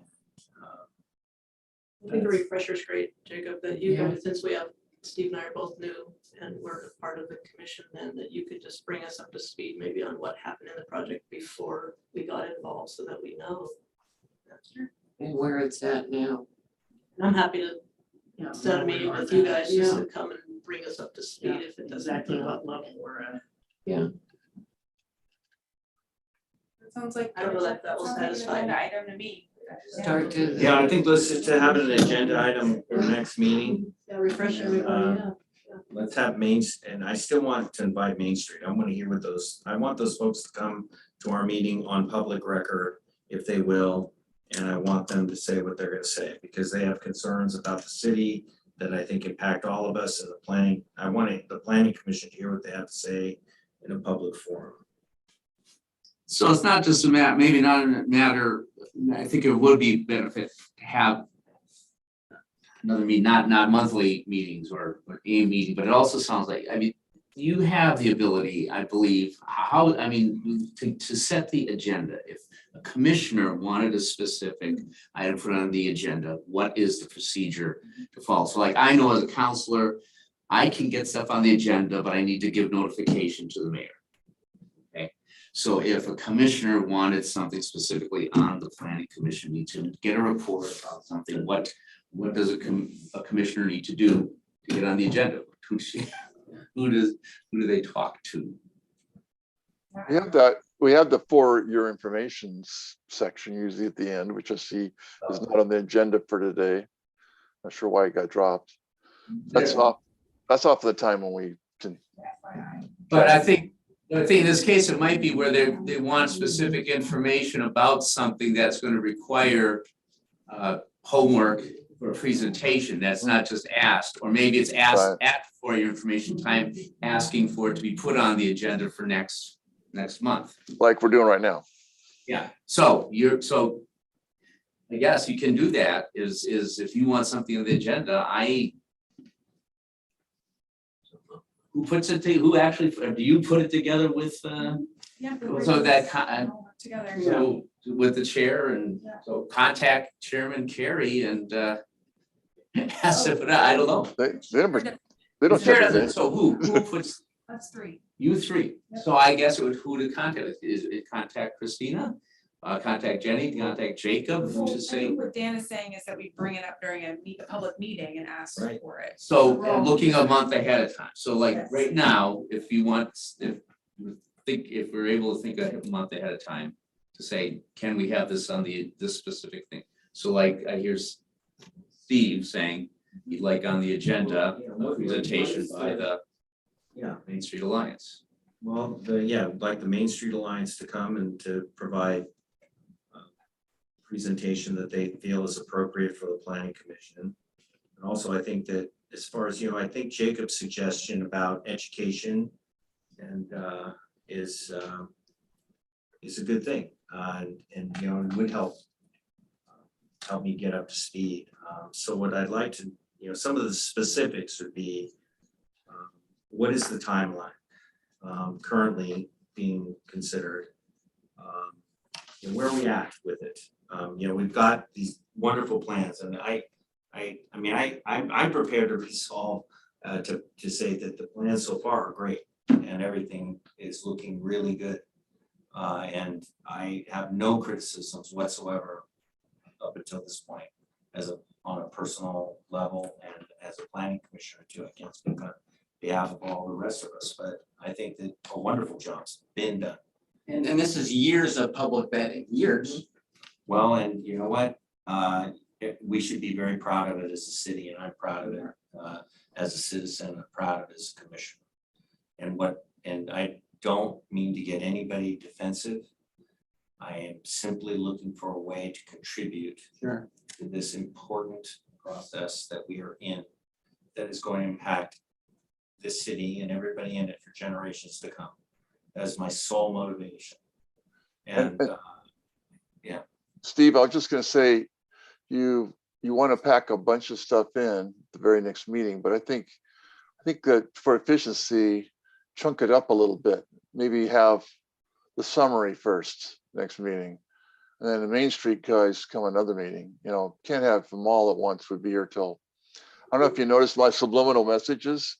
My my background, I started out with sunshine, then I had sunset, now I'm down to darkness. It's something I was gonna try to see if it would shut down the meeting a little, but it's not working. Bed. yeah, I agree. I know, that's good, man. So It's getting late. It's getting late. Just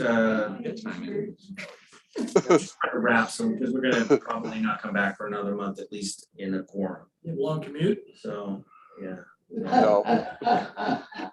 Well, the Main Street Alliance, they just officially appointed their board, right? So they need a little bit of time to get their feet up. They were interim before, weren't they? And now they're. Yes, yeah. So gives them a. Yeah, it's a whole new group of folks. Yeah. But they said We all went to one of their agenda items are pretty much the same. Presentation. Yeah, I haven't looked Isn't at, it a quorum problem if we all went to a Main Street meeting and we fell into the same rules as city council people? I know if it's council members, we can't, if two of us are there and a third shows up, one of us has to go. So I don't know about it, but I don't know if the same with the planning I commission. think that when we have to get together, it's potentially something I haven't dug into it, but it's something that we need to be careful about. Yeah, but if they invited the planning commission. If it's not a public meeting, that's potentially a problem. I'm not comfortable with it right now until I would have to look into it. No, but couldn't we look into it? Okay, so let's do this. Let's at least. Okay, so let's at least resolve. If you got ghosts in your tree, that's. Then at the next meeting, that Jacob will present to us where we are at with the riverfront development. I know, I could. And you know, have, Planning. or Jen, I don't care. who I know a lot of the background. I kind of know some stuff going on. But my head is not in it as much. Okay, Yeah. so what's the status? What is the general idea of when we think I got timeline. timeline, okay? And then I had more questions about this rubric thing, and Yeah. I think that was a good suggestion about how. Let me What is chat it then? with our city administrator and see how we can involve. It might be of some I might try to get some feedback from you at this next meeting, so I can kind of incorporate that, but I want to make sure I'm not overstepping, because ultimately it's our city administrator who's managing this project. So I don't want to overstep as I'm a project manager, but I'm also assisting with him with this work, so Okay. I don't want to overstep, but I'd like to try to gather a little bit of feedback, so. Well, it sounds like a piece of the rubric is priorities, and I think that's Yeah. sort of where I'm Yes. going with this is priorities. But I think that's enough, because we've got Jacob giving some of the background and history, the timeline, and maybe a feedback component. That's gonna be plenty, because I know we have some hearings And next week. I'll be honest, I have a subdivision coming up. Yeah. And it's very possible that when we get, if I try to get this subdivision on the next meeting, It's gonna be a long one. I may need to get out of jail free card on that presentation. Now, I don't like to say that, but there are some things that are out of our control. I cannot control that the city engineer retired, and now I'm responsible for this GIS project. I thought I was gonna help, but not be the lead principal person. If you read my department report, you noticed I lamented on the fact that, well, I don't think I'm gonna have time to work on this next batch of code amendments, which was a very logical timing because we just completed the other ones. And it made a lot of sense to piggyback on that. I don't think that's gonna happen. I don't think it's gonna happen this year because the winter is a prime time. So I must stress practicality and finite time. I have to stress that because I've been doing this a long time and that is the reality. I want to be able to help. I want to be able to provide that information. It's what we just did for the city council to re-educate them on urban renewal and stuff. But there is that reality that we cannot lose touch with. And I'm not being defensive. I'm just saying that's just the world that we live in here. Yeah, politics. I understand, you've been really So, working yeah, hard. no, I want to be able to help you, help this, I want to be able to help this entire commission with that, so you can answer those questions in the public. Absolutely. Okay, then we'll table the Main Street thing, maybe, should we wait till, say yes to March, or should we just, maybe we get some Let's see feedback what on. February looks like, and then we could. Well, and there's always visitor comments. I don't know, topics from the floor. So if they have 5 minutes and want to just. I think the presentation's long. Oh, okay. I'm I trying know to they watch have. it, so. Anyways, Okay, so do we need to resolve that, or is this good enough what we've no, done? we've got March. Yeah, I think we understand, we'll put some things on the agenda to keep the dialogue going. All right, And probably, no, we'll emphasize the riverfront property this time around. Seems like that's the biggest thing on people's mind. at least right now. Yeah. All right, well, thank you, and thank you all again, and I'll just say again that I'll end it how I began, and that is to thank everybody for their efforts. And you've been doing a great job, absolutely. I appreciate your enthusiasm, Steve. I'm not trying to quell it, but hold it back just a little bit there. Woo, where do we go? Thanks, Dan. Thank you, Dan. Christina hit the wrong button there.